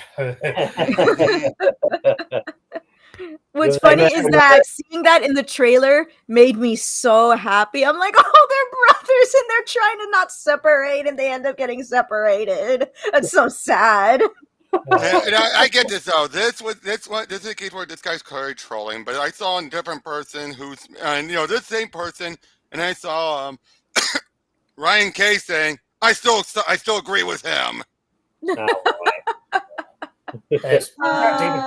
You got David Tennant and Beast Wars trending. I got like wrestling, and by the way, Godspeed to Peter David, and thank you all for exceeding. Yes, I saw that. He is close enough to $60,000. Yeah, nice. And people, I know, and I'm glad people from CG are not going after him. But I think it's because Peter David hasn't said anything against fans. He's kept to himself. So I think that's why. If it was someone else who's bad mouths and then they're struggling, then of course CG's going to mock and be like, ha ha. No, Peter's one of the few absolute goods left in comics. And the fan base is, unless you're Romani, then there'll be issues. Yes, but they mentioned, I loved your Hulk run, I loved your X Factor run, I loved your Young Justice run, I've loved your Supergirl. Young Justice, especially after what Megan Fitzmartin did. Yes. I loved your Star Trek books. I remember you created that Nickelodeon show, Space Cases. Oh my God! Yeah, that's a blast from the past for Nickelodeon. Right, but anyway, Star Trek Voyager for kids. Right, but I gotta ask: has there ever been a show? Back to Fillmore for a second, where you've seen a show that was ahead of its time like that? Because let's be honest, if they had waited a few more years, I think it would have actually been more of a success.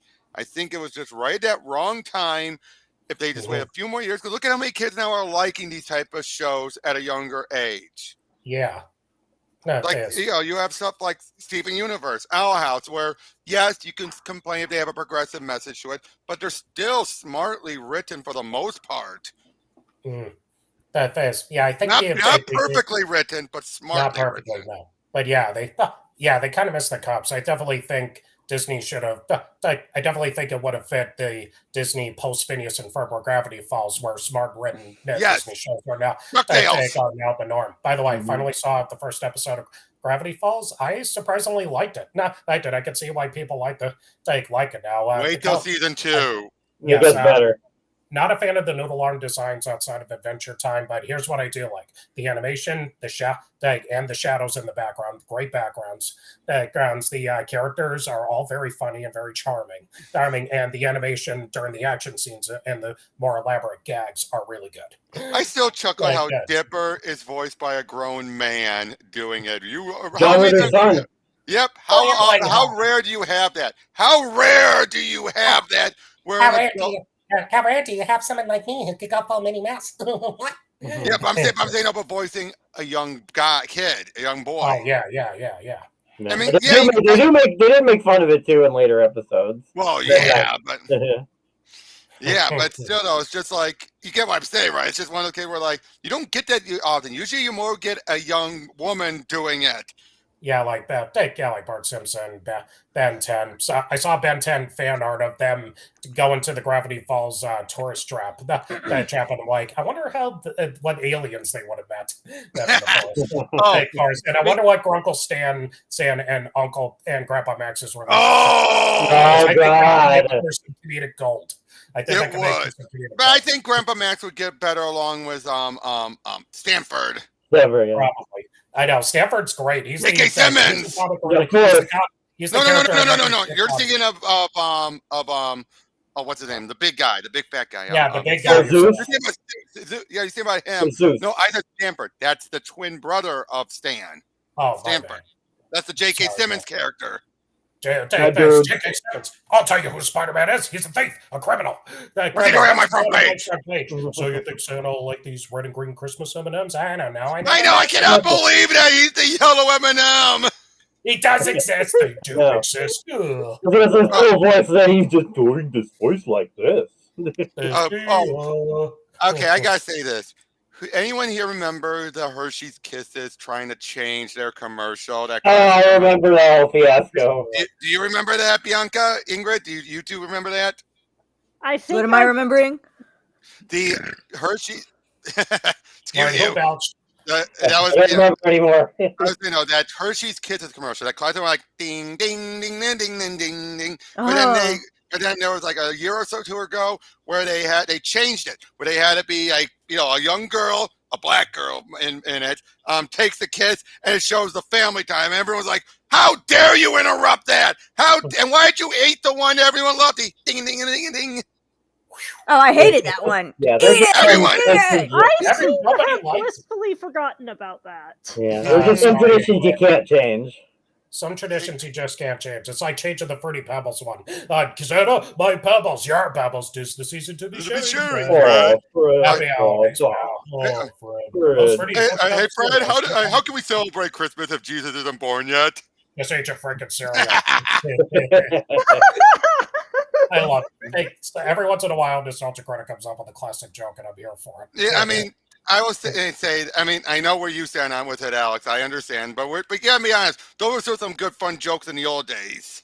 Yes. Yeah. I love this. Because we're talking about traditions. The thing that bums me out is with the whole with the Peanuts and Apple TV. But at least they're the full versions, at least minus the Coca-Cola ad. Yes. I got all. Santa packs. Yes, I got the 60s. I got the Peanut Special 60s, 70s, and the Grammy Award winners from the 80s up until Why Charlie Brown Why on DVD. So I'm set. I can watch it. I care in the world. The TV feels empty without it right after Rudolph and Garfield and Frosty and the Claymation Christmas. And I wish and YouTube is the only place I'll watch a Muppet Family Christmas uncut. So I know they never removed that, have they? What do you do with the fact that it was Muppet Christmas Carol they finally brought back When Love Is Gone? Yeah. When love is gone. Hello, welcome to the Muppet Christmas Carol. I am here to tell the story, and I am here for the food. My name is Charles Dickens, and my name is Rizzo. My name is Charles Dickens. And my name is Rizzo. Hey, wait a minute, you're not Charles Dickens. I am so. No, blue furry Charles Dickens who hangs out with a rat. Absolutely. Charles Dickens is a 19th century novelist, a genius. Oh, you're too kind. I just realized I was late into the the Mario Brothers movie discussion. Yeah. But did you guys talk about how even though Jeremy was really happy in seeing the Mario Kart thing, he still dissed Peach, who's wearing her Mario Kart outfit? That's what started. That's what we started on. We started on that. That was what got this whole stream started, with seeing crap like that. Seeing Data Racer trying to claim, oh, this proves it's woke. One tweet just flat out told him to kill himself, and we were like, what? Elon, you can't get Elon free speech, but you can't say everything. Fix that, please, sir. And about Mario being an idiot. $44 billion. I'm finding my Twitter is more peaceful. It's not the same for everybody who hasn't left from Mastodon yet. I suggest taking somebody like that who's making death threats gracefully, offers into the penalty box for an extended period. that was too far. Think of a weekend. And there go Pacino and Ferguson back into the penalty box. If you get that reference, you're a big goofy cartoon fan. Scrooge! Gigabody? No, that cannot be. That Hey, cannot Mark be. Ouch. Gosh, kind of slippery. Don't you recognize me, Scrooge? I think it just makes me sad too. It's like really people are coming up with crazy stuff over the Mario movie. It's like Really, Super that's Mario the thing Brothers. you decided to hate on this week. It's like one of the most inoffensive things. Exactly. To And exist. again, the fact that they're still Data Racer was trying to claim stuff like, oh, see, it's going to clearly be a case of Mario's going to be bumbling around and Peach is going to be able. It's like, so what? He's a plumber. This is not the Mario who grew up in the Mushroom Kingdom. I was gonna say this is a fish out of water story. He doesn't know what's going on. And getting back to when I watched the Super Mario Super Show, he's not a pro wrestler like Captain Lou, so he's not. Captain Lou. Well, yeah, I'm not going to fight my way through it. I'm not going to talk my way through it. 65% of the growth. Cindy Lauper, you're my best friend forever. Together, we are going to make rock and wrestling forever. But that were wrestlers. That's right. No, I love that. That's right. On the Super Show, they got Sergeant Slaughter and Roddy Piper to guest star. Pick me! What's the matter? I heard Hogan put him to sleep 3 times. Times. All right, you maggots. A tin hut. They didn't put me on G.I. Joe for nothing. Oh, Charlie Day was great. He really was. Luigi, yes. Oh yeah, especially the whole pulling on his mustache. I know, it's like No, people are complaining about him too. What? Oh, really? He's a coward! That's what I thought. I'm like, from seeing He's the always been not always, but yes, that's his defining. But also, like Charlie Day, like Luigi, like when he can scream, even scream. And Charlie Day is like the master of screaming, so it's like put them together. Again, yeah, they were arguing that they don't want him to be a coward. They're like, how dare you make him be a coward, but you make Princess Peach into this warrior like person. I'm like, wait, from what I remember, he's always been like this. That's what I was telling. That's what I was telling these guys. Sin of the internet is having no idea what the fuck context means. Yeah, have they ever played a Mario game? Even though Mario is. It's like George Carlin said. It's the context that makes him go to bed. It's the asshole you should be worried about. I would crap my pants if I saw Bowser in real life, to be honest. I'm like, it's a freaking turtle monster thing with spikes. Oh yeah. I could spray fire. I'd be like, call the fire department. Call the FBI. I'm out of here. Call the Ghostbusters. Call Batman. Call 54. But I gotta say, this is but the taste of our power. Do you yield? I do not. Oh, it gives me chills. He was so polite about that too. He didn't just say no. He says, "I do not," and I'm like, "That's legal right there." Wait. I want to ask Bianca, where do you stand on Chris Pratt's voice? Would you agree he's the weak link of all of this?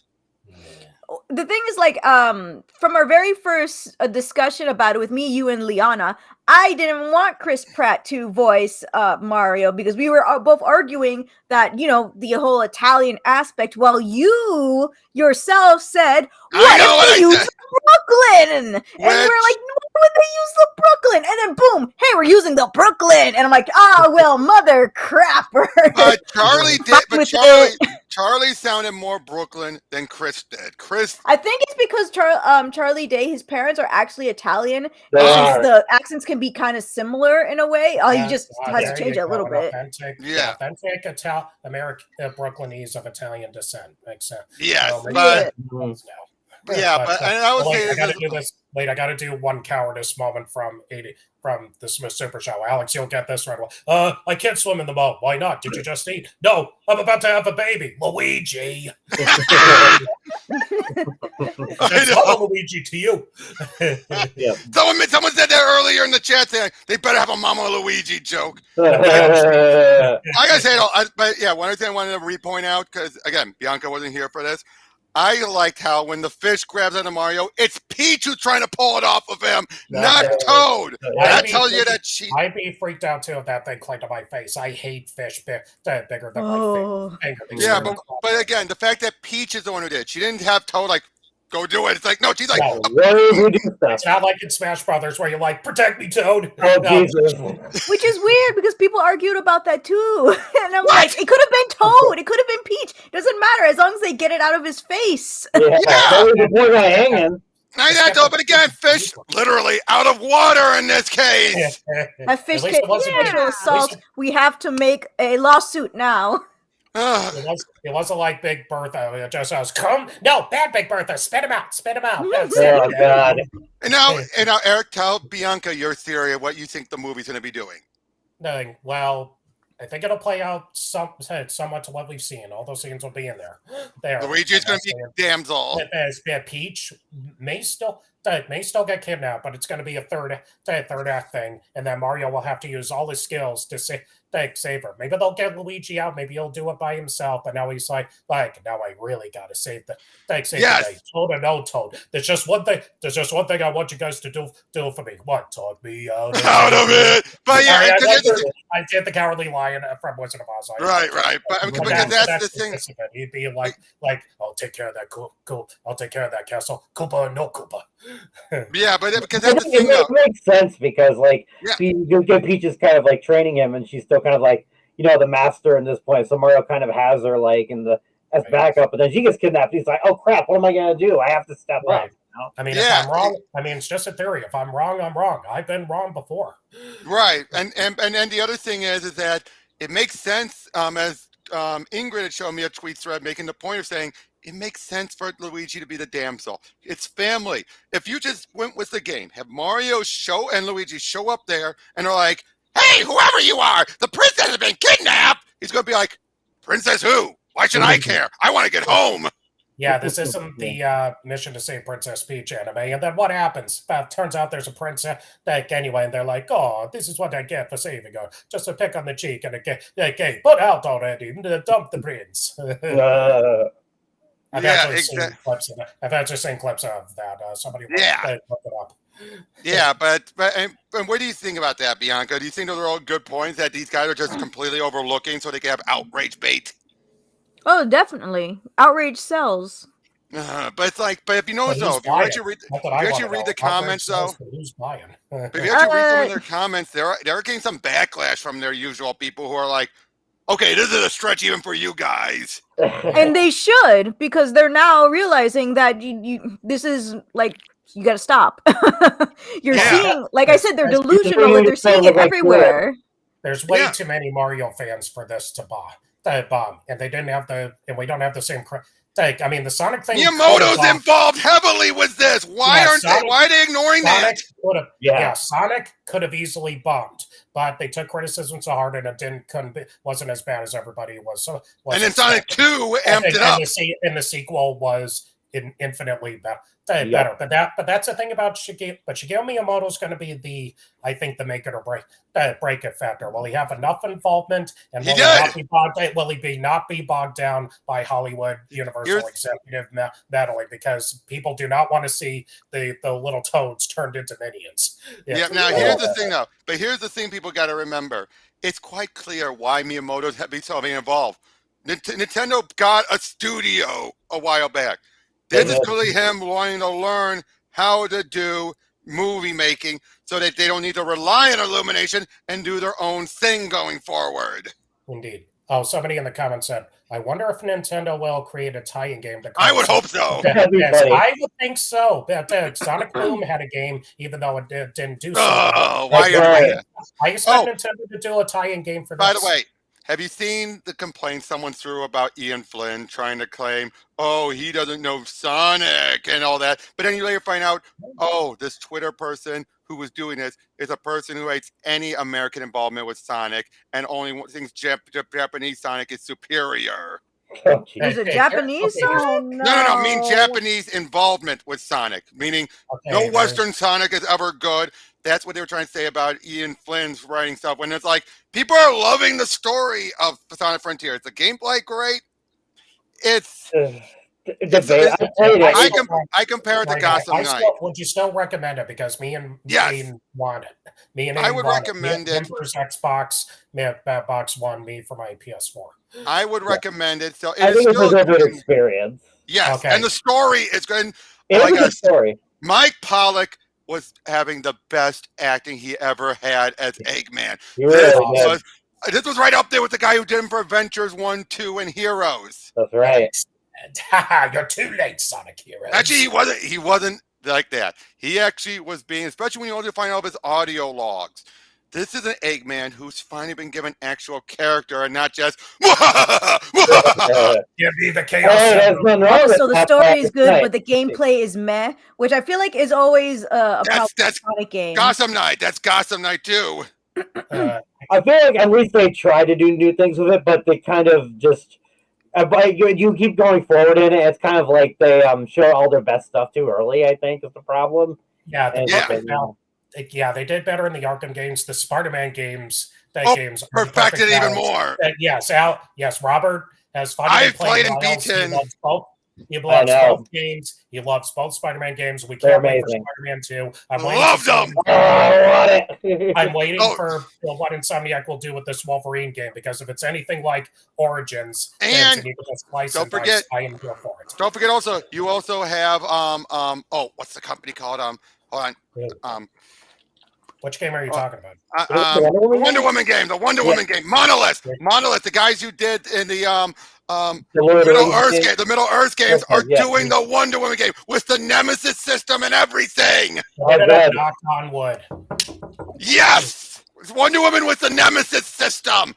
That would be phenomenal. I would love that. But yeah, and isn't there I was very surprised that Nintendo were like, they made a statement about, like, I think we're solving the problems with video game movies, and I'm like, listen, I will let you do any video game movie if you can create it like this, if it actually ends up being good, Yep. And but then you're now going to complain Nintendo is woke. You can't win, man. You can't win. Did these guys read the comic, the old Nintendo Power comic? Where there's no Nintendo comic where Peach was she just lunged right into battle. Like, people in the comments section are pointing out, are retweeting the comics. They're talking about the RPGs and Paper Mario. They're talking Smash Brothers. They talk about Super Princess Peach. They're talking about Super Mario 3D World, where she joins in on the fun, all the spinoff. She's an active princess, but she really needs better security. He does. I'm trying. I'm your mama. Oh God. Okay, that was a time where I'm like, okay, this is a dumb bimbo. That's when the dumb bimbo happened. Yeah, that was definitely dumb bimbo Peach, because you're just like, I know. Peach, there's no way you're that dumb. When Luigi, when a Mama Koopa. No, wait, Alex, I remember this from your original Kingdom Hearts Nintendo version. When a Mama Koopa and a Papa Koopa love each other very much, and then Sora goes, "It just can't be done." I remember that from your original story, and I was laughing so hard. I'm trying. I think I found scans. Hold on, give me a moment. I'm gonna try and load it up. Are they scans from comics? Yeah, of the old Super Mario Adventures comic. Yeah. I remember seeing blogs about this comic and the Captain N, the Game Master comics. I'm like, why don't we get this in the cartoons? I know. I think I've read like a good portion of the Mario comics, and it's good. It's really good. It's surprisingly good. There's also the manga out there. I didn't even realize Mario had several mangas. I know Legend of Zelda. That's right. Legend of Zelda had plenty of mangas, and Aiden's collected them. But I'm like, there's still a lot that's still stuck in Japan. Same thing with Pokemon. Like we don't. Bayonetta has a manga. Don't read it. It's terrible. Sorry, you mentioned Bayonetta. Let's not get into that again. People are actually enjoying the game. I have to play it still. Yeah, people are actually enjoying the game. Let's not get into the controversy. Bless Jennifer Hale to the end of time. Oh, yeah. I don't think there's any problem with talking about it. Well, no. It's a complicated issue. Yeah, very good. It was complicated until we found out more about the original actor. Then, I gotta say, that was one of the cases where once I found out where her politics stood, I didn't know, like, that explains her entitlement. She's that far in her politics. I'm not surprised she's entitled like that. It could be, but she's also the stereotypical theater kid. True. Oh, by the way, Oh here, gosh, that scared me. Yeah. look at Mario Peach surprise. dressed up. But wait, who's this we got? Luigi. Oh, Wait, keep that was real? I thought somebody edited it. No, No, this is No, real. this is real. this is the It's Nintendo from- Power Cut. But look, keep back and Brat Pack, or Brad. it's bombs away. Yeah, Brat. flapping. You'll go down, or should I say, up with the rest of us if you like that fuse. Go ahead. What are you waiting for? Stealth attack. But yeah, and eventually then they're running out of there. She got in there and saved Mario with Luigi. And then my sacrifice will be worth it. And as always, good will triumph over cruel Koopa Dom. You're off your royal rocker. But what happens when they get out? I know. They're running out and the fuse. Uh-oh. Yeah, did somebody say bag? Yeah, it's great. It's a great comic. Yep, I'm only trying to find the one where Peach led the charge. Yeah. This is good. Man, I'm glad Nintendo Power magazine is like out there for the entire run because I want to actually look at this stuff and read some of these comics. Yeah. Comics, like I remember man, finding now the I Captain. miss Nintendo Power. I know. I know. We should all play Mario Party. Why not? Don't make our bad stronger and yell at each other. Yeah, I hate playing Mario Party by myself. The computer always kicks my ass. Yes, this is why The I put computer easy difficulty. cheats. That's right. I always put the easy difficulty on my wrestling games because I don't need Hulk Hogan to Hulk up and give me the big boom, the leg drop. I want to spear Jackhammer Ms. Goldberg. Yeah. but It's better as friends, you know. I'm trying to find when Peach led the attack. Oh, found it. I don't need to be Bret Hart, and then Kevin Nash gives me the power bomb, and I'm down. Yep, just about it. I got it. Yeah, I want to see this. Yeah, this is the one where Mario gets and the toes get turned to stone. Even their wah. Oh no! Even Mario got turned to stone. So Bowser, you buckethead, put up your dukes. Calm down now, princess. It's up to you. You can marry me or rule statues. Ta-ta, turtle love. Until next week, here's a smooch for your sweet cheek. Bowser, get back here! And Oh, look, that was so cute. fall in, troops. Look at this. Fall in, troops. Charge! Please tell me you went straight forward so your skirt had to like a parachute because otherwise you could have died. No. Look what they did. They jumped ahead and then used her. They boing. Trampoline. Yeah, but yeah, look, and it's like charge. But see what I mean though? She's a badass. She's hilarious. This is So hilarious. good. Yeah, but again, so why is it again? And then she had her own game. Yes, are there some versions where her abilities are? Yeah. Look, Yeah, is she Zelda? No, but she can be. And that's the other thing I realized with this movie. They're combined.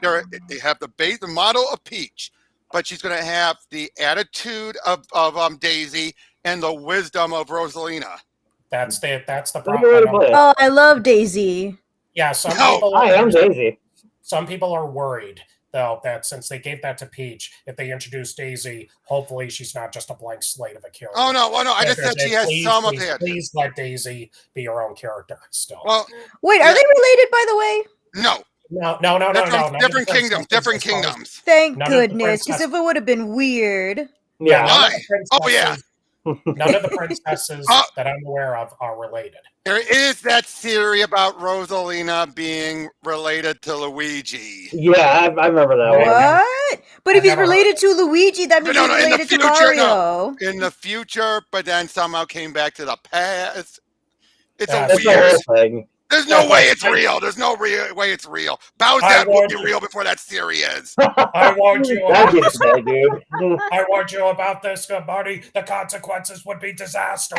That's a chance you have to take. Your life depends on it. No, I I refuse refuse to to accept the take responsibility. In that case, I'll tell you straight out. Great Scott. Okay. Yeah. But Before we do the entire movie, because I know I can. You can't just.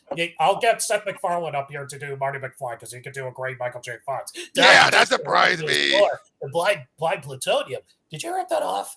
Yeah, but seriously, boys, just remember when Bowsette took off like it did.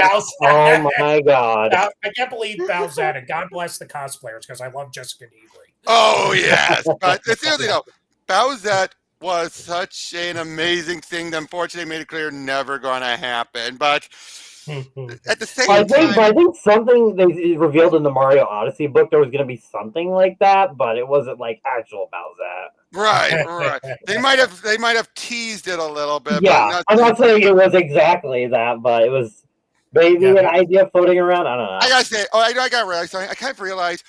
I think Sonic Frontier wanted to be Mario Odyssey. You know, well, I haven't played it. I think Mario Odyssey definitely more of like Breath of the Wild than anything. Well, yeah, but I'm just saying though. But yeah, but you get what I'm saying though, right? It's like I've watched Aiden play both Breath of the Wild and Odyssey. I want them for my Switch this Christmas. I asked for them, so along with a few other games. So yes. If I can ever turn my attention away from the fact that Teenage Mutant Ninja Turtles, Cowabunga Collection, and Shredder's Revenge, I am in turtle pizza heaven. Well, that's gonna be pretty hard to get away from those right now. Now we at least agree, Alex, that that Sonic Frontier definitely probably had one of the best stories in a long time.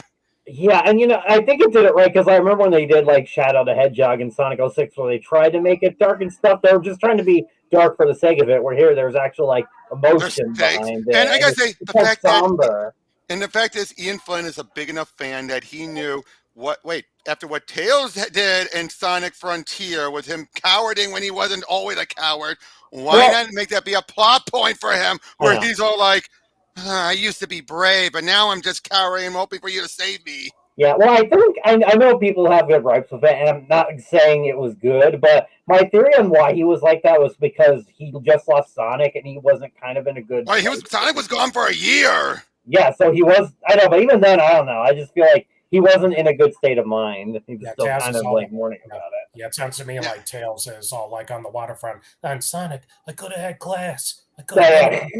Well, yeah, like I said, though, but the fact that it's up the two-tailed freak with an airplane, which is what I am. Let's face it. You're not that far off, actually. No, wait, it was you, Sonic, and Amy. It was you. What did I do? But I also do like when if you follow Eggman's his logs, he actually admits Tails and Amy could be bigger threats to him if they weren't so dependent on Sonic. Yeah. Especially Tails, because I did think the other thing Ian Flynn brought up, he reminded us, Tails kicked ass in Sonic Adventure! He did. He single-handedly beat Eggman without Sonic's help whatsoever. My boy. As he should. He's very intelligent. Yeah, despite his age, he is super intelligent. Despite his age, he's like, I could fix a television show out of paper clips. Yeah, and he used to wash the dryer to fix a bunch of stuff. Yeah. How old is he? So he's like 8 years old, but he's got the IQ of Stephen Hawking. Wait, you said he's 8? I think he's Yeah. Sonic is like 12, is like 15, Amy's like 12, Knuckles somewhere in the middle. I think. Yeah. I always saw Knuckles. I know. No. And, Oh no. and, No, at least not in the games. Oh, and apparently IDW's comics are canon. Really? Yeah, Ian Flynn has confirmed IDW's comics are canon going forward. IDW's comics. Yeah, the IDW comics they started taking place after Frontier, what was it?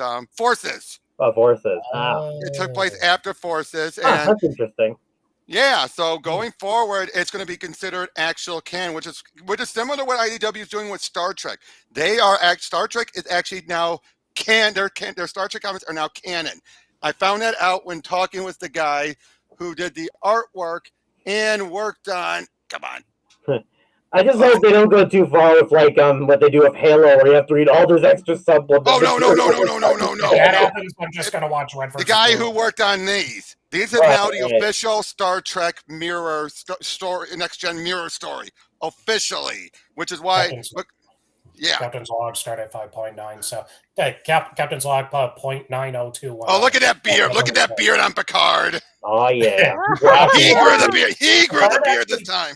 Picard doesn't look bad with the beard. Oh, another person who's played Scrooge in A Christmas Carol on television. Look at this. Look at this. I think Stuart would love to play it just so he can show off his arms, show up his, like. Hey, thanks. I'm sorry. I'm finally out of the chair and I can fight again. Give me the damn blaster. No, actually, I think I went to Sir Ian McKellen doing that. Hello, I'm Ian, and me, Sir Cookie Monster. Oh, Sir Cookie Monster. What kind of cookies? What? I know.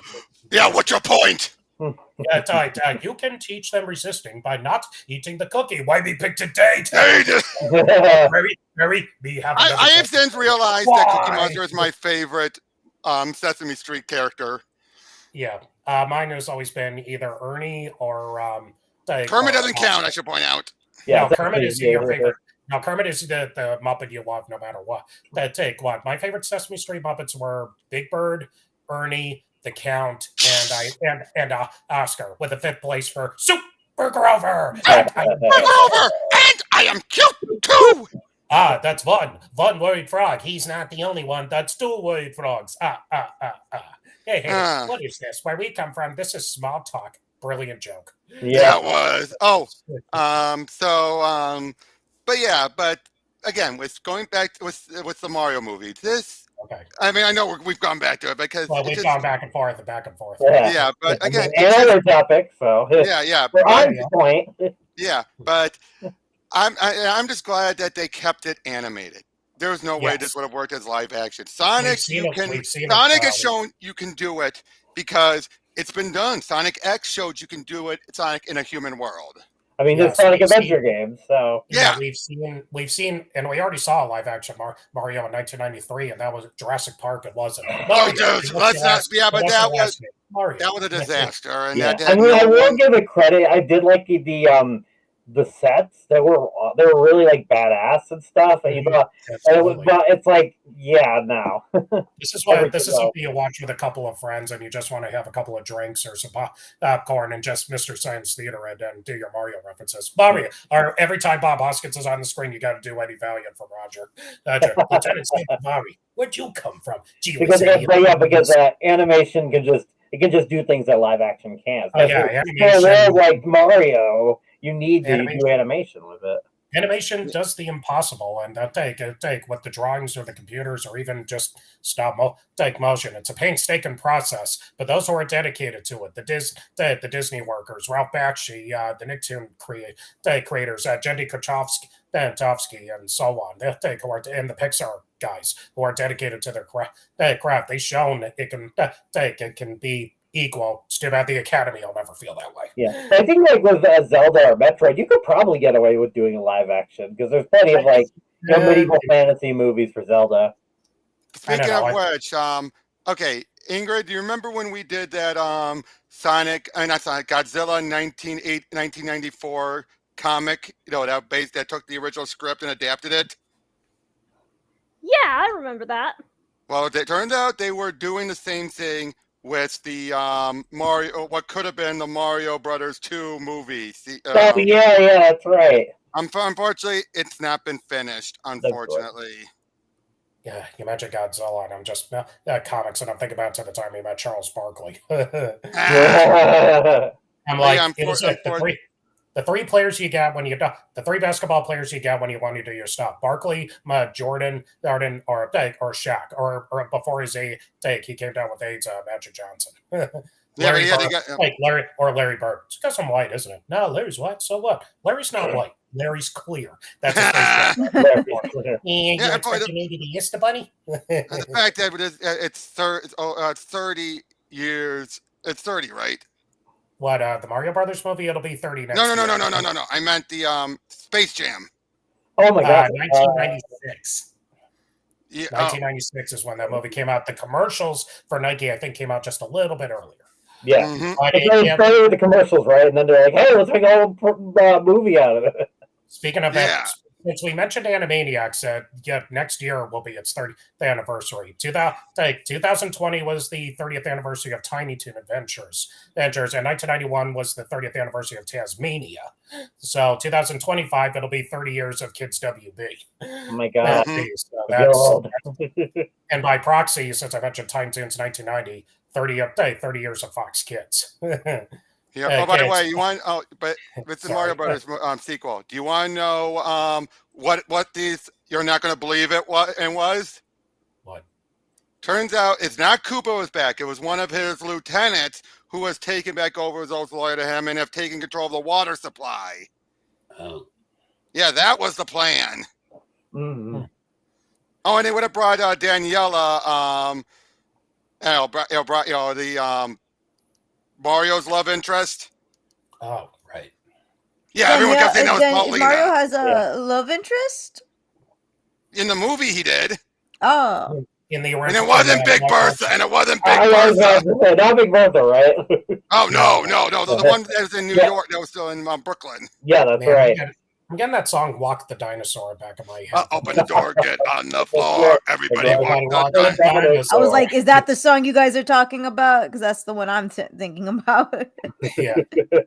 Dinosaurs were crazy back in the 80s, even before Jurassic Park. You had Dino Riders, you had Denver the Last Dinosaur, you had Dino Saucers, you had all these dino toys running around. Dino Riders are always interesting to me because once you strip away all the robotic stuff and the sci-fi thing, they looked so authentic that once the toy line ended, they actually donated them to the Natural History Museum because of their they looked like as authentic as dinosaurs looked at the time. The T-Rex, the Stegosaurus, the Triceratops. It was actually pretty cool. Yeah. Guys, guess what I just found out? What's up? Breaking news. Someone actually, remember the guy who did the Thief and the Cobbler recobbled cut? Yes. What? There was this animated project that took years being worked on called The Thief and the Cobbler. What ended up getting released was not that good because the studios pushed it out so they could meet a deadline, even though it took decades to work on. But a fan actually found some old files and tried to make it as close to the original creator's vision, and they call it the recobbled cut. But this guy also was an early Red Letter Media person. Turns out he ended up getting a bunch, like 20 minutes of deleted scenes and re-edited the Mario Brothers movie. Really? Yes. Huh. Interesting.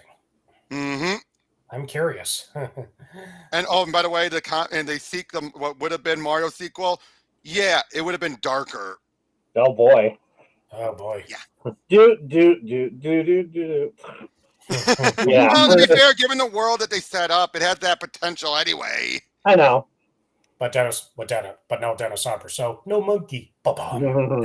Hey, I love Dennis. Look, and I love Dennis Hopper. I've watched Easy Rider. I loved him as the enemy in Speed. That's it. Against Keanu Reeves. Pop quiz is hot shot. Koopa, he just looked weird with the horns on his bald head. See you later, alligator. Aren't Koopas what's it called? Turtles anyway? What do you call these things anyway? They look like turtles. They walk like turtles. Do they eat pizza like turtles? Yeah. It's a chocolate chip pizza. Chocolate chip pizza. I have one with the jelly beans. Yeah. Michelangelo, what do we tell you about eating sausage and jelly bean pizzas before you go to sleep? Face it, bud. Peanut butter and clams is an acquired taste. Room. Well, actually, in the first Paper Mario game, they did have the Koopa brothers. Or I forgot. I think they were the Koopa brothers, and they were the parodies of the Ninja Turtles. Yeah, those were the Super Mario Brothers Z. Remember? Yep. Yeah, I love Super Mario Brothers Z was the bomb. God bless Alvin Earthworm for animating that. That was so funny and cool. Yeah, well, we're working on episode 3 now. Oh, yep. Oh, that's good. Finally. Yeah. But yeah, I would never imagine I would enjoy a Flash cartoon of Mario and Sonic and them doing DBZ fights and somehow it fitting into the universe. But it worked, and I am here for it. It was the best thing I found before I discovered Monty with Dead Fantasy and Halo. And Super Mario Bros. Z influenced Monty. Absolutely. I must remember that. Bless Alvin Earthworm, bless Monty. Monty, I miss you, bro. It's in the kitchen. I'm sorry, was something going on back there? But Bianca, have you ever seen that Super Mario Brothers Z? Z? Super It's Mario a Brothers Z. It's a Flash cartoon where Mario and Sonic meet, but it's done Dragon Ball Z style. There was an original version, and then he rebooted it. It used to be on Newgrounds. No, I don't think so. It's all over YouTube. Go ahead and watch it if you like some cool action scenes. Cool. Mm-hmm. Yeah, it's like I said, Mario and Sonic, but it's done Dragon Ball Z kind of style. Yeah. I mean, Sonic does turn into a Super Saiyan technically. It does. They were very influenced by Dragon Ball Z with the 7 Chaos Emeralds and the Super Sonic, Super Shadow, all the robots, that sort of thing. So I'm not surprised. It could very easily work. But Vegeta would still kick Shadow's butt. His death battle is shown. Sayonara! Bless the abridged series for your Yu-Gi-Oh! And DBZ. They are freaking hilarious. They are great. Too bad Toei doesn't like them. Toei said no way. I thought they meant yes. Oh, said no. I said they meant yes. I know. That's a mystery. Which is weird because they literally invite them over for their conventions because for their conventions. Yes, thank you. Because of the work they do. Like, hey, we like your work. But then they're also like, yeah, but that's still our property, so we're going to copyright you. Even though you're getting new people to watch our original series, The problem is Japan has no fair use laws, so they're a little confused at why English-speaking countries have these laws in their legal documents, and why they're posting them on American websites like YouTube. This is why it's important, I feel, when YouTube are being total morons to have that is to have your own website so that you can repost these videos or a backup on Vimeo or something. And those turds, they got another one, by the way. Except for this one, it was actually kind of warranted in a way. I know that feels like a bad thing to say, but this person literally said that he was warned by friends and he didn't listen to their advice. And I'm like, well, that's why you got the strike, and you kind of deserve that for not listening to your friends. Okay? Ooh, bad. Ooh, good guess. But honestly, I'm doing Peter from Ghostbusters now. Somebody else. Janine is in that Spirits game now, by the way. Play, which is pretty cool. Hey, call. Who you gonna call? Who you gonna call? What'd you say? He-Man. Yeah. Yep. Oh, you're doing Ghostbusters too? I forgot about that joke. He-Man. Strange. Wait, was it real when I saw that news thingy that said that they want Zac Efron as He-Man? I'm like, wait, is this a joke? By the way, Alex, did you see that they're trying to get the animated cartoon voice of Janine? They do a voice pack for the Ghostbusters Spirit Unleashed game. Oh no, I didn't hear about that. That sounds cool. Yeah, they got her in, and let's just say that the guys who made the game are interested. Awesome. That'd be cool. I'm a Ghostbuster. Yep. Ghostbusters, what do you want? Ghostbusters, what do you want? One thing I want to say earlier. I think what helped out with this Mario movie was Detective Pikachu, I think. I think you're right. Yeah. Oh, yeah. I think that helped. Well, not just a hit, but it showed you can make something and be faithful, but not married to it. I know, because Nintendo was very, especially after, the Super Mario Bros. Movie, they're just like, whoa, no, we're not going to get into this. Now, granted, didn't they say they were going to get started on it well before Detective Pikachu came out, but I think Detective Pikachu is what helped get the ball rolling. Yeah, I got the ball rolling. They're probably like, Mario movie will leave it on the back burner, and then they saw Detective Pikachu, like, oh crap. And the memes just kept continuing. I think they took influence from Sonic too, because even though they're kind of like frenemies now, they're still like, oh crap, if Sonic's doing that, then we got to step it up. The console wars have struck again with this Mario movie and the Sonic movie. The fandom rivalry. Except now it's on the silver screen. That's right. Yes. I'm Nintendo. I'm Sega. This is Console Wars. If you don't know that YouTube channel, look it up. They're pretty funny. By the way, and speaking of which, back to Mario with the voices of and all that. Did you know Tara Strong was really pushing that, saying it should be Charles voicing Mario? I did hear about that. I'm not surprised. Yeah. Which I found funny because for the European dubs, they're trying to go with the video game, but the Japanese dubs don't care. They're using their normal voice, just like Chris Pratt. But because Mayano Mamoru is incredibly popular, they don't care. Yeah. and a lot of people just don't like Chris Pratt. Use it the K-pop I'm stars. fairly with him. Use it the J-pop stars. Yeah, they sing it like Sailor Moon. Thanks. I still can't believe Lost Media this year. Yeah, we find that Sailor Moon Moon pilot finally. We find that Kingdom Hearts pilot finally. Finally, there's a magic lamp inside the cave. Oh, I get it. I just don't understand it. Kyrie kicks a Heartless and everybody loses their minds. Everybody loses their minds. Yeah, the motherfuckers lost their minds. Also, this year for Lost Media, didn't they find the Wicked Witch, Sesame Street? The Wicked Witch episode of Sesame Street. Yeah, they definitely that was did. great. But look, I will say this: I will wait and see until we actually see how Chris and Charles bounce off each other. Yes. That might salvage it. That might salvage it if we see if they actually act like brothers and have good chemistry. Yes. That's the thing I'm wondering, because if it's going to be determined by their chemistry with the other actors, I will put up with whatever voice he does.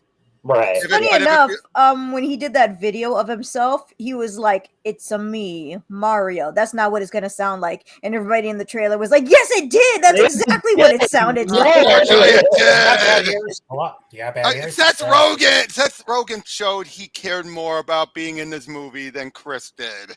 Which is odd because usually I don't know if he's interested because he's high all the time. He mentioned the player choice machine. I'm like, okay, you gotta be a Nintendo nerd to know what that is. Exactly. And he named his dog Zelda. Yeah, come on.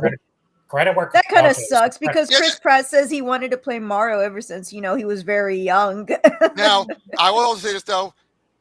For all we know, he could have had his own voice in mind he wanted to do, but it was up to the director and Miyamoto. That's what I think. I think for this one, it was up to the studios or the voice directing saying, "Sorry, we don't want you to do Italian." Especially if Miyamoto was as hand-on as it is, because apparently this is what Miyamoto wants. So yeah, I don't know. What Miyamoto-san wants, Miyamoto-san gets. Exactly, and as we've seen before with some cases, a lot of times having a Japanese person involved dealing with the voice directing can really lead to stilted deliveries. Yeah, that can happen, unfortunately. Which is unfortunately what's been happening with a lot of Japanese, English dubs lately, where they're having more and more of the Japanese involved. Unfortunately, that's leading to them being more literal translations rather than there's still some good English dubs out there. Yeah, and there's nothing wrong with that. But at the same time, especially if you're from a different country and you don't understand sort of the way we speak, and you're like working with other people, that can be problems sometimes, Yeah, exactly. Nowadays, if something is a parody or a comedy, that's where you'll usually see that type of dub that you're talking about now. Stilted ones. By the way, non-stilted ones. Oh yeah, non-stilted ones. Yeah. Rob likes one of these current animes right now. It's a guy. They're spies and they have a little girl. Spy X Family. Yes. Spy Family. You don't say the X, Robert. Spy Family. I love it. I heard it kicks a lot of butt. I've only seen the first 2 episodes, but I'm really looking forward to getting into more. I still have to see it. Blending a rom-com with spy intrigue. It's great. Well, now, of course, I looked up line and people were saying, "Oh, the creator does not like working on it." That's wrong. That actually was a mistranslation or misreading of lacking of context. I saw you do that. You saw. I know, but when I said that, but then after I said that during your birthday stream, I found more, and I found out, oh, that wasn't true at all. Never mind. Translations, it drives me nuts. Actually, it was more like lack of context. Context. Yeah, but yes, because Japanese tends to be more of a high context language, generally speaking. Because after the first line, everything's just Whoever in the comments is mentioning Chainsaw Man, my nephew loves that manga. I hear it's very popular. I will also say this: so, if there's one thing that's still driving me nuts when you see the prudish type of people on social media complaining is they still bring up Uzaki-chan, or what is it? The girl with the big rack. Yeah, Uzaki-chan. Yeah, Uzaki-chan. Yeah, that one, they still bring it up. They still use her as an example of saying, oh, it doesn't matter. She still looks like a kid. I don't care if she's in college. Doesn't, though. I want those people. Lord I want those people. Almighty. Yeah, there are still people saying that. There are still people using her as an example and still dismissing, saying, I don't care if she's in college. I don't care if she's an adult. She doesn't look like an adult. Neither do I, but nothing's stopping me. Exist. Frick, I got mistaken for an 18-year-old, and I get regularly mistaken for a student when I am 27. I get carded when I get alcohol all over the place. I've had kids after school say, hey, did you go to my high school? And I'm like, I'm not in high school anymore. Or when I'm clean shaven, I still have people think I shave off like a decade. The thing, I had the opposite problem. By the time I was 11, I was so tall, people thought it was 14, and I'm like, exactly. No, he's the kid. And my mom and dad had to tell the place, no, he's under 12. Let him go in free. He's still a kid. He's not. We have his ID for 12-year-olds. Yeah, I would actually say no. I would actually do that. I would sometimes have to pull out my student ID from school from the 5th grade to show him. Yeah. But the other side weren't making it better, by the way. They were like, oh, she is just a big-breasted lolly. And I'm like, that's not what lolly means. No, why they say that? You idiots. Why do people do that? Why do they I want that? to be Joe Pesci to these people and just walk them over the head with a phone receiver like a casino or Goodfellas. Like, what do you think you're doing, huh? And I'll say this. Am I some clown here to amuse you, Mr. Letterman? The finding out that was a Pesci and Scorsese knew behind the scenes, but when the other guys were like, wait. Yeah, Ray Liotta and they were just completely like, wait, what? Wait, because they were completely throwing off guard, like, what are you doing? Anyhow, but they kept going because the camera was still rolling, so they stayed in character. So it's like, no, nothing like that. No, and that led to Animaniacs with the Goodfellas. That's it. I miss Ray Liotta. God. Oh yeah, we lost so many this year. And now I just got the news that one of the singers from Fleetwood Mac passed away. Oh no! Her name Christy McVie. No. Christy McVie. I just looked at Stevie Nicks' Twitter. She posted a very touching letter that she was like a sister to her. Oh, and I listen to a lot of Fleetwood Mac on the radio. I've been meaning to dive into their albums. I've been mostly listening to rap this month because it's Hip Hop History Month. But I'm going to get back into the rock as well as my usual Christmas music come December. Right. But Fleetwood Mac was a staple for my parents. So to hear this is heartbreaking. Hey, Bianca, I want to ask: would you say that English dubbing has gotten better, worse, or a bit of both, where like the quality, it's obviously putting better effort in, but the quality is not as good? Yes, to all of those. Okay. As somebody who actually looks into voice acting as a hobby for like not only the English but also multiple countries, so I can tell when a Japanese person F's I'm just talking about the English dubs. I'm just talking about the English dubs. Yeah. Don't worry, I'm using that as an example. Like I see one of the cases was the anime Hiromiya, I believe that was the name. Wait. Here, oh, never mind. I was thinking of something else. Okay. It's a shonen romance. That's not what I was thinking of then. So I'm looking at it and I'm like, okay, I can actually tell that they're trying to use very literal dialogue. But the way they talk, it sounds like they're trying to like talk naturally, like you would talk to another person, but it's not working. It's not hitting. It took almost like the 5th episode to where it actually starts sounding good. And I'm like, okay, you didn't need 5 episodes to do that. Like you should have gotten this from the get-go. Come on, guys. A lot of this needed a redo. It's not like what I read up about when it came to old dubbing. Like I think when an anniversary happened for Toonami, I actually looked back on behind the scenes of a lot of animes, and like anime Sailor Moon and DBZ in particular at first. And I looked up the crunch time that Deke and Cloverway 6 months for Sailor Moon. that Deke had to deal with. And I'm like, no wonder the dub ended up the way it did. It's a miracle all 65 episodes were recorded, met the deadline for Andy Hayward at Deke Entertainment, and got to air in syndication the way it did. Yeah. And I'm like, Oh, thank- Lord Almighty. no wonder because Sailor Moon is so weird up here. Back here, it's kind of weird. But who cares about the prince? Who gets to play Snow White? I do. Oh God, that moment where they still slipped in a boob joke. But I have the most talent here. Excuse me. They kept in the sound effect of Jupiter sliding in, and Mars clearly looking at her rack like get your boobs out of my face, girl, kind of a look. Get your face out of my boobs. Sock in the hand.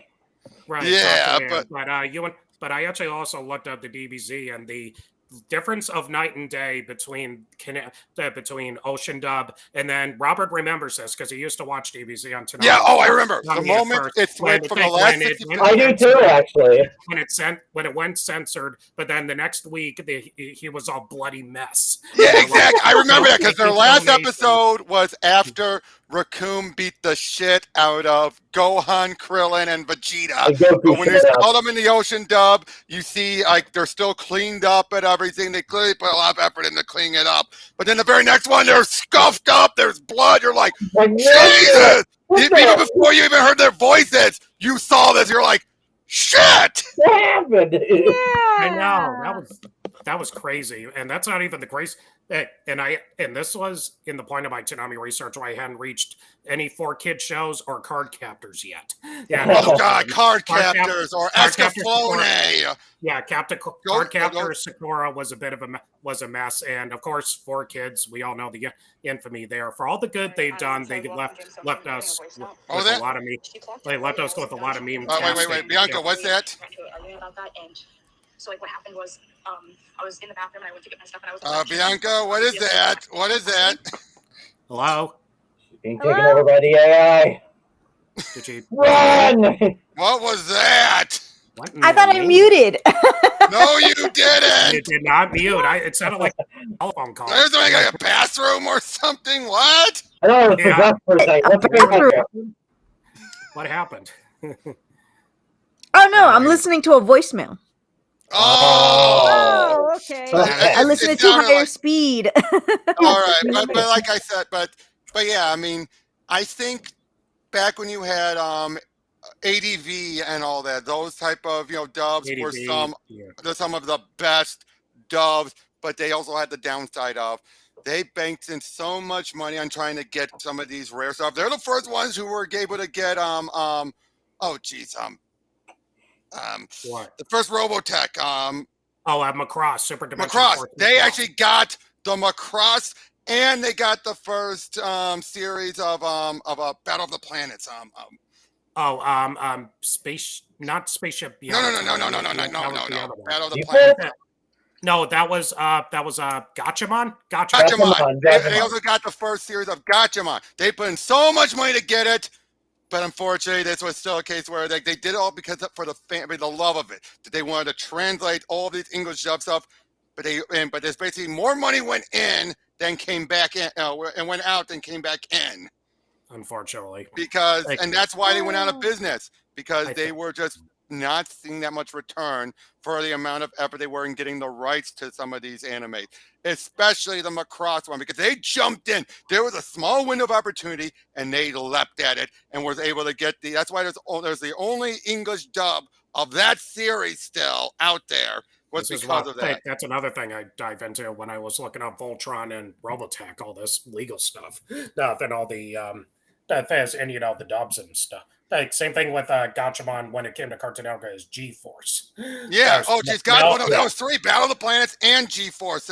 That's right. They all aired at some thing. Each one aired at some point, and now G-Force had nothing to do with CGI gerbils. Now, thankfully, I believe ADV eventually became Sentai Filmworks. That's why they're one of the ones that are still continuing on with the tradition. I remember when I first got big into anime, there were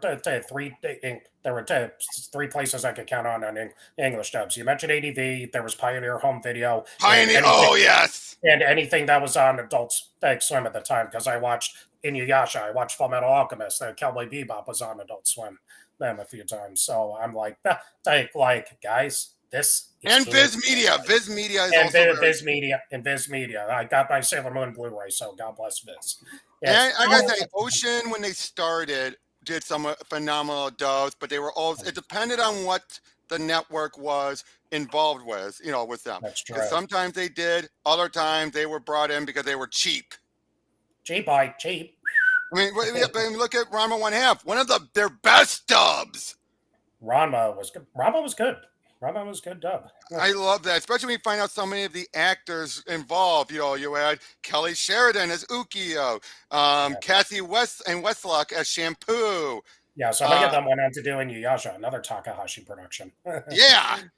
I still think my personal favorite English dub to this very day is the English dub of the Yu Yu Hakusho anime. That stuff is Yu Yu Hakusho is another one I want to dive into for tonight. Have I seen Galaxy Rangers? Not in a long time. I have not seen Galaxy Rangers in a long time, but Adventures of Galaxy Rangers from '86. Yep, I figured I know the Ranma 1/2. Hey, Bianca, have you seen Ranma 1/2? Yes or no? Bianca. We lost her again, folks. True or false? Bianca, are you still there? She didn't mute again. Oh dear. We'll ask her when she gets back, Akane. But seriously, I do admit, I think it also helps that there was like almost so many animes that were considered classics or big names in the past are mostly have been translated by now, one way or another. Well, of course they have. Some of them have Dan Green, the most majestic voice in all of anime. Hey, it's time to duel. I challenge you to a children's card game. Oh, geez. Boy. Dragon Ball Z Abridged, it went from being a parody to a legit dub by the end. It was really it's like Red versus Blue. It started off as a Halo parody and a military parody, but then it became its own self-contained epic, and it's amazing. And then it fell off the rails. Hey, Chaos. Well, that's not my fucking fault. Caboose. It wasn't me. Tucker did it. Tucker did it. But in all honesty, yeah, I'm surprised the DBZ Abridged had pretty much become its own self-contained entity in the DBZ lore. It's amazing. And it's like when the video game started really making an effort with Dragon Ball Z Budokai. Oh yeah. And the other interesting thing is when you look back at some of the '80s dubs, a lot of them were actually surprisingly good quality than people give credit for. I think so many people keep thinking it was all like, not all of them were Speed Racer. No. But even Speed Racer was good. Speed Racer was just always on fast forward. That was the problem. Speed Racer cracks me up. And you can't race in this race. I would not allow you to race in this race. It's like, but father, I have to race in this race, and then there'll be a live action movie, and it'll be crazy. Like your mother knows ways of making sure I don't make an ass of myself. Last John Goodman, great comedic actor. Oh yeah, and Christina Ricci was great in there as Trixie. And who played the mother? You didn't tell us you were leaving. Yeah. I didn't leave. I just muted. Then we could still hear noises. Nope, you were not on mute. Weird. I literally had the thing on mute. Okay, never mind then. Well, we were just talking about some of the older English dubs that people... the anime. We mentioned Ranma 1/2, which is one of Rob's favorite. Have you ever seen that show? Yeah. Yes. Yeah. Me? The guy who gets splashed with cold water and he turns into a girl. Hot water turns him back into a... I know that is? Oh, by the way, I just looked over. You know who the voice casters were for Gatchaman when it was Battle of the Planets? Who? Alan Young, Casey Kasem, Janet Waldo. Wow. Hanna-Barbera, and we got Hanna-Barbera regulars, top 40. Oh my god. And Scrooge McDuck. Scrooge McDuck and Shaggy. Yep. Also, funny enough, Alan Young's daughter would actually also do additional voices. Nice. What kind of a name is Ed for a horse? What kind of a name is Wilbur for a man? Yeah, I mean, but again, it's just like, that's the funny thing is, like I said, the old dubs get such a bad rap? So I've actually gone back on some of them, and yes, some of them don't hold up. I watched the YouTube series Knickknacks that looks back on Nickelodeon, and I'm surprised how many of the Nickelodeon would either dub what they got on their own, or they would get Saban Entertainment to do it, and how much the general consensus by the YouTuber Pop Arenas says it's like a lot of 80s anime. It's not it's not badly acted, but it's there's a lot of syllables that aren't done right, and maybe a little bit dubbed too fast. It was still trying to find its footing. Yeah, there was like because you look back on those koala shows, they the koala you had with Angelica doing some of it. Yeah, you had Belle and Sebastian, which was a European one. You had Grimm's Fairy Tale Classics. Yeah, I remember that one. They did Grimm's Fairy Tales as like the anime. The Little Bits, Maya the Bee, and Mapletown, which were the Calico Critter toys. You want to know a weird anime I saw before I knew what anime was? What is The it? Flying House. It was one of those Bible educational type of ones where they're in this house and it takes them through time, but it's always a Bible events.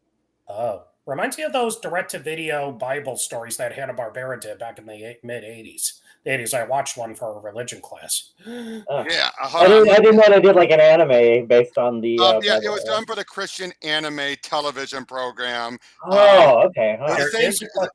They put a lot of Christian...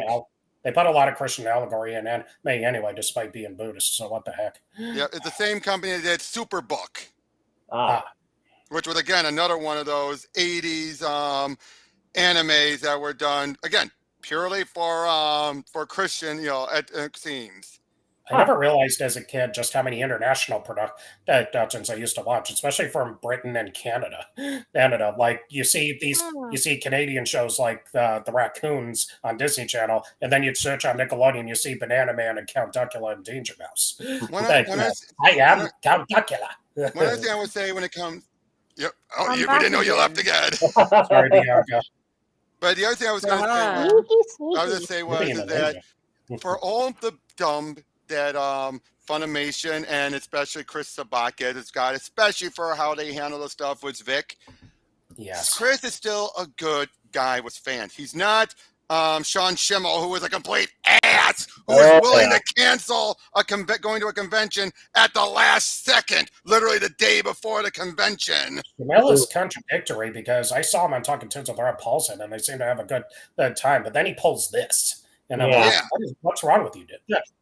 Oh, he does. Wait, what did he cancel going to a convention literally the day before? That's not always a good thing. And there was no explanation, none whatsoever. He didn't give us reasons. Apology.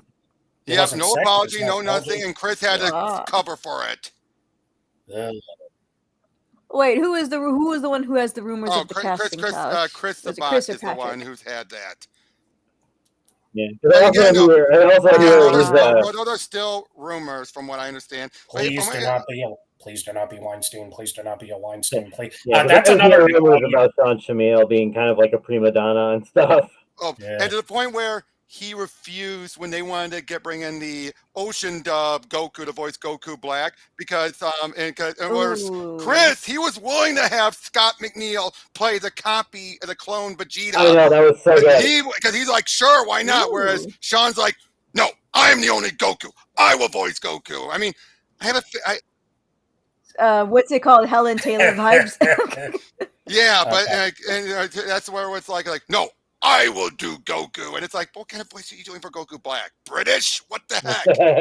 Yeah, what do you can scream very well, dude. That's his you're a good actor, but this is like it's the only thing he's known for. If he didn't have Goku, I get this. Look, I get people who are dedicated to the one character, like Conroy was with Batman, or Peter Cullen is to Optimus. But then there's going too far and having an attitude about it. And also, he's one of the ones at Funimation who would trash Dragon Ball Bridge. He would never, because he'd be like, yeah, he would trash him. Whereas Chris, he took part in some of them. He adored what they were doing. That's why I give props for Sabat for the most part. You can definitely, I mean, granted, does he have an ego? Hell yes. Does he show favoritism? Unfortunately. But at least he treats the fans with respect. Yes, if he's willing to do Solid Snake for a death battle fight, I give him credit for that. Well, that's because he always had a Snake voice in mind that he wanted to do. Thank you. Thank you. Who, which dub was the Kaji Taji? Kaji Kaji Taji? Was that What? the one? Taji Kaji. Kaji? Oh, Chris, He was, Chris was? I don't, who do you He was play? Vegeta. Vegeta or Vegeta. Goku? Chris I don't remember. Sabat He was played, Vegeta and Piccolo. Piccolo. And Piccolo, yes. no, not in the Funimation Oh, you mean dub, the Ocean in another dub? dub. That Scott McNeil Is also it? voiced Vegeta and Piccolo in the Ocean dub. And Ironically, he's the one who. Then it's not that He's the one. one who did Hold the infamous on. "It's over Over 9,000." 9,000. That's Scott Yeah, that's the McNeil one. who did that for There's Ocean no way dub. that could be possible. Get it? I think. Then never mind. It wasn't him. Shoot, I'm there's like, like I a don't thing think about one of that those weird was obscure dubs where they just change the characters' names completely, like Big Green or Big- Big Yeah, Green. the fact that you have that both Scott and Chris voice Vegeta and Piccolo. What are the odds? Yeah, definitely. But again, that's why I still always give props to again to Chris. He was saying like, "Hey Scott, you want to take part because I'm willing to put my ego aside." I've heard Scott McNeil's another voice I heard a lot in childhood thanks to Canadian productions doing the voice cast for American cartoons, and I never realized it. Like I've seen Oh, videos of Scott McNeil like at conventions. He seems like a really cool dude. Yep, and No some of doubt. the boys, he was Wolverine in X-Men Evolution. That's right, he was. Yep, Yeah, he was Duo Maxwell in Gundam Wing. He was Principal Kuno from the Big Islands from Ranma 1/2. He was Yes. Waspinator, Dinobot, and Rat Trap in Beast Wars. Waspinator want power. Waspinator never gets what he wants. Beast War, bless Beast Wars, yeah, and David K. Yeah. Oh, yes. That But- yes. but seriously though, there are so many good dubs, but it feels like nowadays some of the dubs, because I guess something about animes back in the 90s and 2000s, even when they were obscure, you found them interesting. Feels like a lot of the animes nowadays are too They've many been- slice of lives, too many, It's like everything I else. think They've been part of it is just they could only really import certain animes in the past when there wasn't so much of a market appeal, and now Right. that it's sort of more well known, they can just send over anything and everything, so there isn't sort of that filter control. freaking isekais Okay. taking over. Wait, which 'cause it one makes of the most those? money. Yeah. When you die, you like go to Yu Yu another world. Hakusho. Right. But No, Yu Yu Is that Yu Yu Hakusho is Hakusho's not an one too? isekai. It Oh, is it's not? not an isekai. Didn't he die and go No, to another world? Well, the thing is that there are other worlds involved, but for an isekai, you spend basically all of the time in the other world. Oh, as whereas opposed with to it Yu being the Yu first big arc. Hakusho, As opposed to it being like for the first big arc, you could say it was, but not the other arcs. Yeah, I it's thought- like he spends most of the time in the human world and occasionally has some dealings in spirit world and then sometimes in the demon world, the Makai. But yeah, the isekai, the focus is solely on the other world. I feel Yu Yu Hakusho is more analogous, guess, to an urban fantasy where it's the real world, but you have supernatural elements along with it. Okay. But as what I was saying about Rob's thing about dubs was, so it's like everything else. It used to be a million companies, and now it's been monopolized. It's down to just a Yeah. a select few that they can give to the companies. So you're going to get a lot regulars. And look, I like some of the actors. Stephanie Shea, I love her to death. But when you have only so many options to do these independent companies. That companies are going to have to start rising up on the internet and say, hey, how about if we take this obscurity, it becomes an internet sensation, and we can cut out the middleman? Because I actually speak Japanese. Maybe we can do something like this. Yeah, That's- yeah. So yeah, it's like a lot of things. There used to be a million companies. Now now everybody bought everybody else out, or closed down, or got went bankrupt. Ain't that the truth? Yep. I mean, funny enough, when I mentioned an anime that where you had the Japanese director more hands-on, Love Hina, the Japanese anime director, not Ken Akamatsu, but the person involved with the anime was more involved with the English dub. And even though you had a huge all-star cast of English dub actors, you had Wendy Lee. Let me double check who you had on there. Didn't you have the voice of Rita Repulsa as well? Yeah, Barbara Goodson was one of them. Oh my God, really? That's awesome. After 10,000 years, I'm free. And she's doing this in southern accents, like, oh, darling. Darling, I know. Take this. Freak this. I know. I don't know nothing about birth and no. No. Like. I'm kidding. You have Derek Stephen Prince. You have Dorothy and Dorothy Fawn. Oh, wait, her name changed again. Dorothy Elias Fawn. Yeah, you have her. You have Julianne and Taylor. Mona Marshall, like I said, Wendy Lee, Barbara Goodson. Mona Marshall is a goddess of anime. I think with everything she's done. Yep, Kirk Thornton, Julie Madalena, and Melissa Fawn. You had so many, an all-star cast, and yet it's not a great English dub. Now, granted, the anime is atrocious compared to the manga. But you have one good Superman joke that you keep repeating to me, and it's amazing. What are you, Superman? But even then, I know. But wait, I mentioned Mona Marshall. I should have mentioned her that she's still a part of South Park after all this time for a number of years. Gareth, what? What? Doing all those good voices. Yep, but you also notice they're more quick to recast people when they start up a new anime. Like I hear Trigun. Bianca, correct me if I'm wrong. Aren't they recasting a lot of Trigun? The English. In the English or the Japanese? It's been announced already. The anime hasn't even come out yet. Already, some of the stuff the creator said a lot of people do not like so far. He said he was inspired by the MCU. I believe the Japanese cast is different. It's not just the English dub. It's that he said, I'm inspired by the MCU. And the MCU haters are coming out of the woodwork saying, no. We got a lot of work to do. I say so long. Who this new Trigun series, or the creative developer of it. But not the original Trigun creator, though. Apparently not. I'm not sure. Somebody look it up. Somebody look it up. I know the original somebody look it up to clarify this, because I'm hearing through the grapevine right now. Heard it through the grapevine. Yeah. Those California. I know for the original Trigun, that didn't follow the manga. I know this one is following the manga. They're trying to brotherhood it. Oh yeah, a Full Metal Alchemist brotherhood. Yes. But if that's the case, then why are people worried he's going to MCU it if he's going to more be closer? I don't know if they said it was the designs or the attitude. I'm not sure, because let's face it, the MCU has gone. We all have differing opinions about the Marvel movies. I think at this point, is that fair to say? It's definitely lower quality. Yeah. It's just whether you enjoy it or not. To me, it started off great. I mean, I loved Phase 1, but now but the more it goes, the more it sounds to me like processed food. Made with talent, sure, but a slice of white bread on top of a poorly made frozen pizza, and not the kind with guacamole and marshmallows, dude. Oh, geez. And I was the opposite. I didn't like Phase 1. But that had the best acting, in my opinion. It also had the effects before they CGI'd it so much that Disney's overworking the computer animators.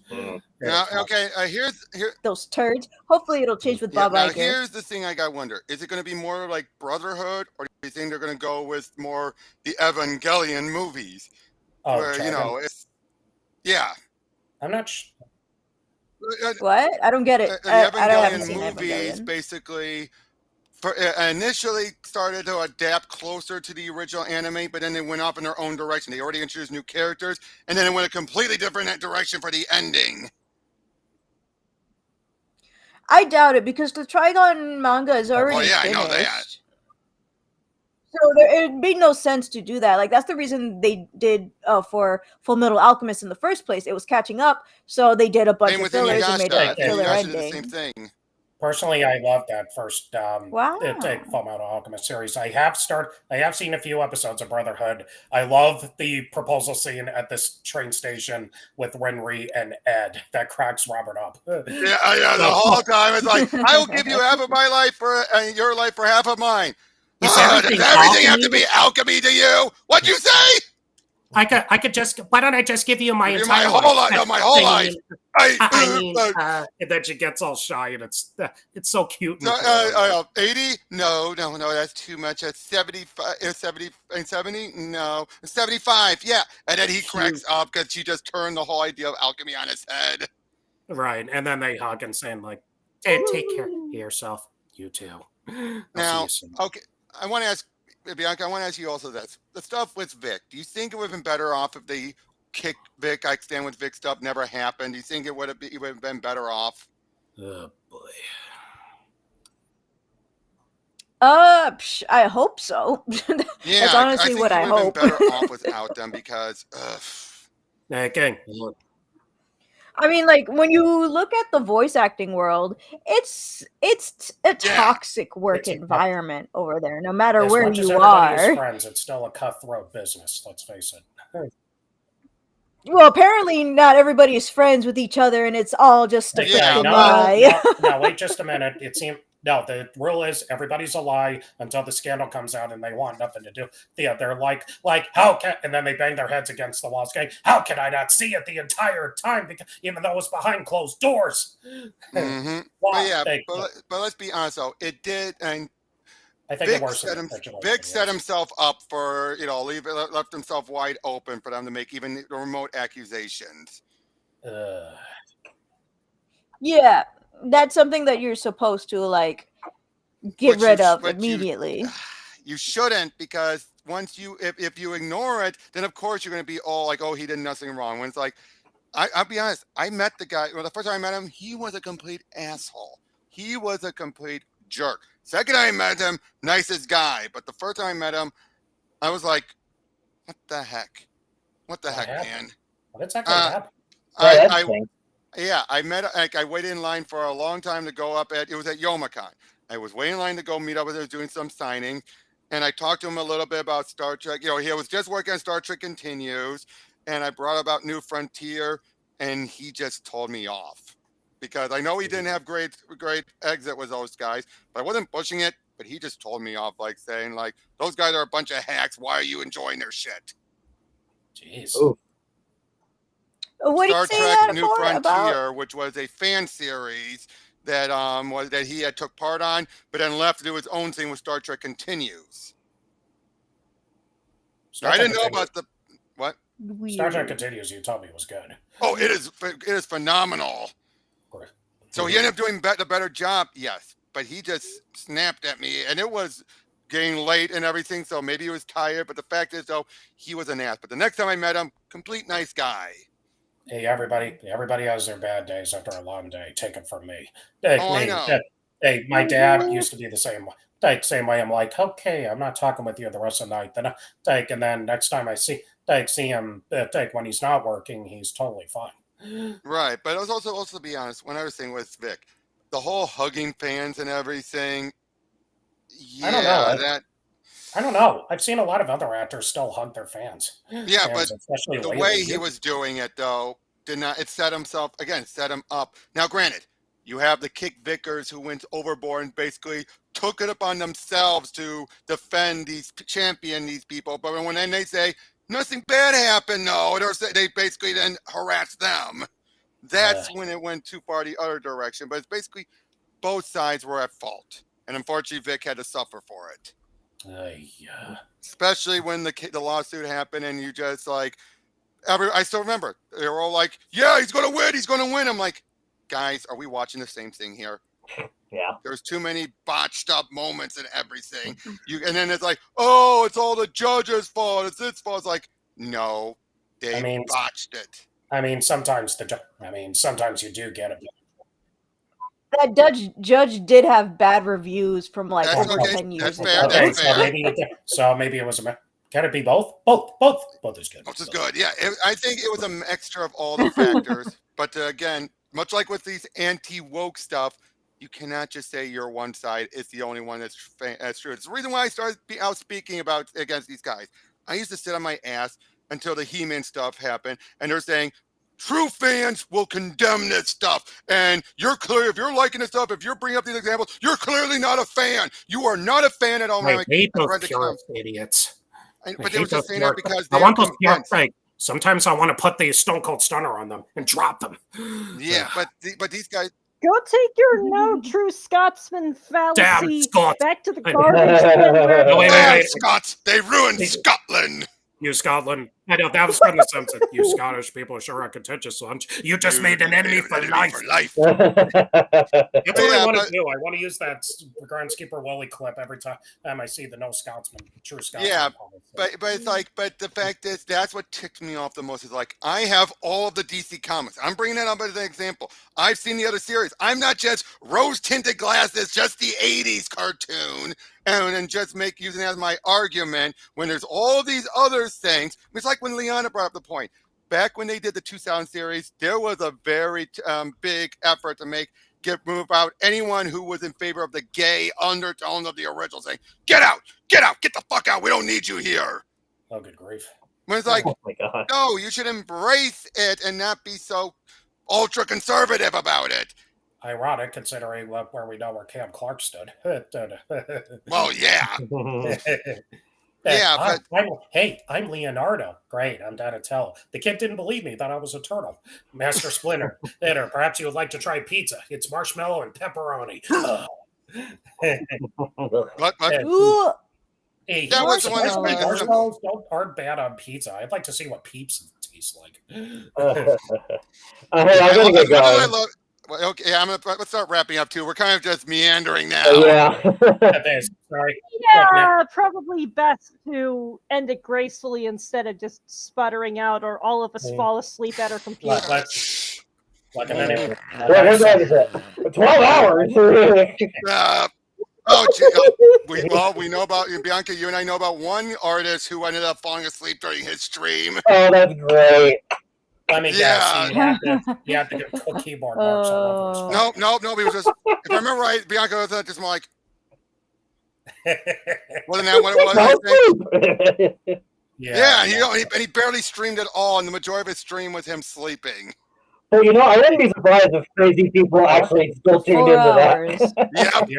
If you're going to be quiet throughout an entire video, make an ASMR. Be all Bob Ross about it. Lots of happy. All right. Okay. But yeah, I've said everything I said with Vic back in 2000. What? I found it. 2000, I was talking about Kaji Tang. He voices Vegeta in Dragon Ball Super. You mean the Japanese that's what Super. it was. Right. No. No, really? the English dub. Kaji Tang is Okay. an English voice actor. So wait, Scott McNeil's still not voicing it? I would have thought because Ocean usually covers the Animax dubs. This might be Funimation. But Vegeta is still Chris Sabat. Yeah. That's weird. The way they do Kaji, his credits are weird. Can we get clarify? So like it's one of the dubs. This, please? Okay, wait. Spell the guy's name. Please. Kaiji, and then his last name is Tang. We got some of this.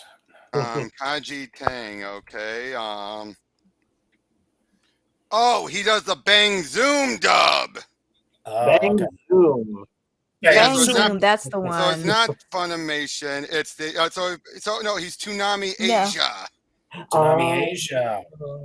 Oh, so this includes actors like Lex Lang. I've heard of him.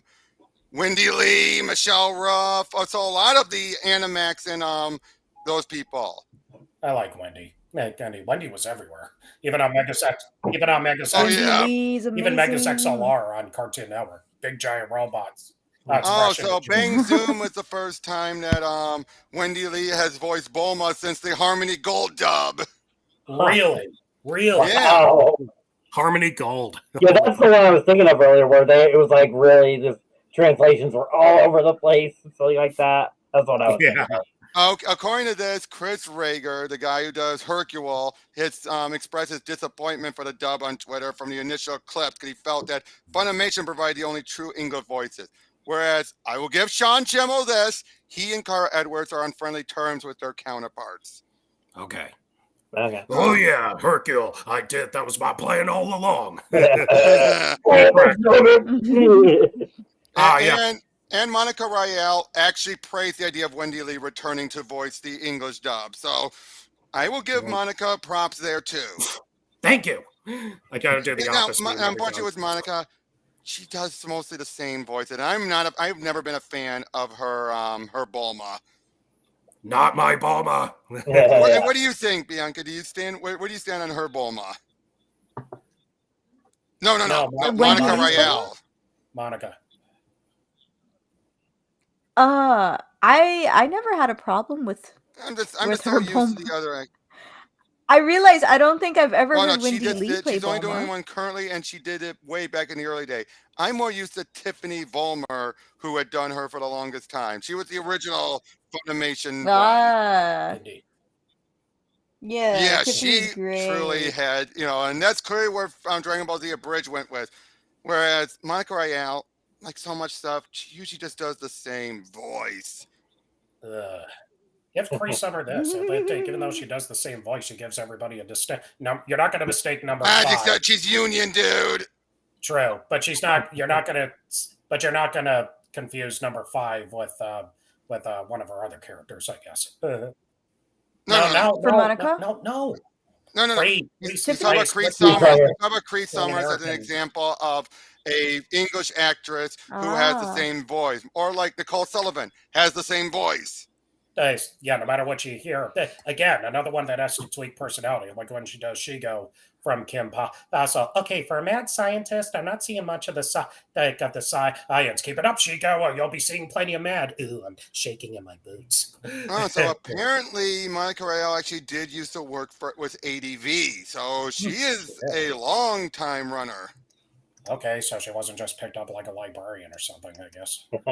So yeah, I will give her props that she has been around for a while. And I'll also say this though, if I understand, she's interacted with fans a bit better than say Jamie Marchi. Jamie is a Ooh, a new Mario ad came out. Where? Oh, it's a different language. I did see those clips. They were like they showed some new stuff. Actually, everyone is praising the French dub, but it's like you do realize they're not even dubbing the full movie yet. They don't do that until closer to release. They're just dubbing the trailer bits. Yeah, I gotta go, guys. Yep. So do I. Yeah. So thank you all. Anyone who's here watching. But as far as the whole Vic thing, I've said my piece. At least I got 3 seasons of Uncle Crow and Ruby. I found him. Right. So, thank you all for joining. Thank you guys all of you for joining. It's been fun. Yep. It's been fun. Let's do this again. Tomorrow's December 1st. Let's talk about our favorite Christmas specials, movies, and TV shows. We can do that at some point. We could do that at a future point. Not tomorrow, but we could do that Not tomorrow. I didn't say tomorrow, just at a later date. But yeah, this was fun. Let's do it again. Yeah. Yep. All right. Bye. Take care, guys. Goodbye, everybody.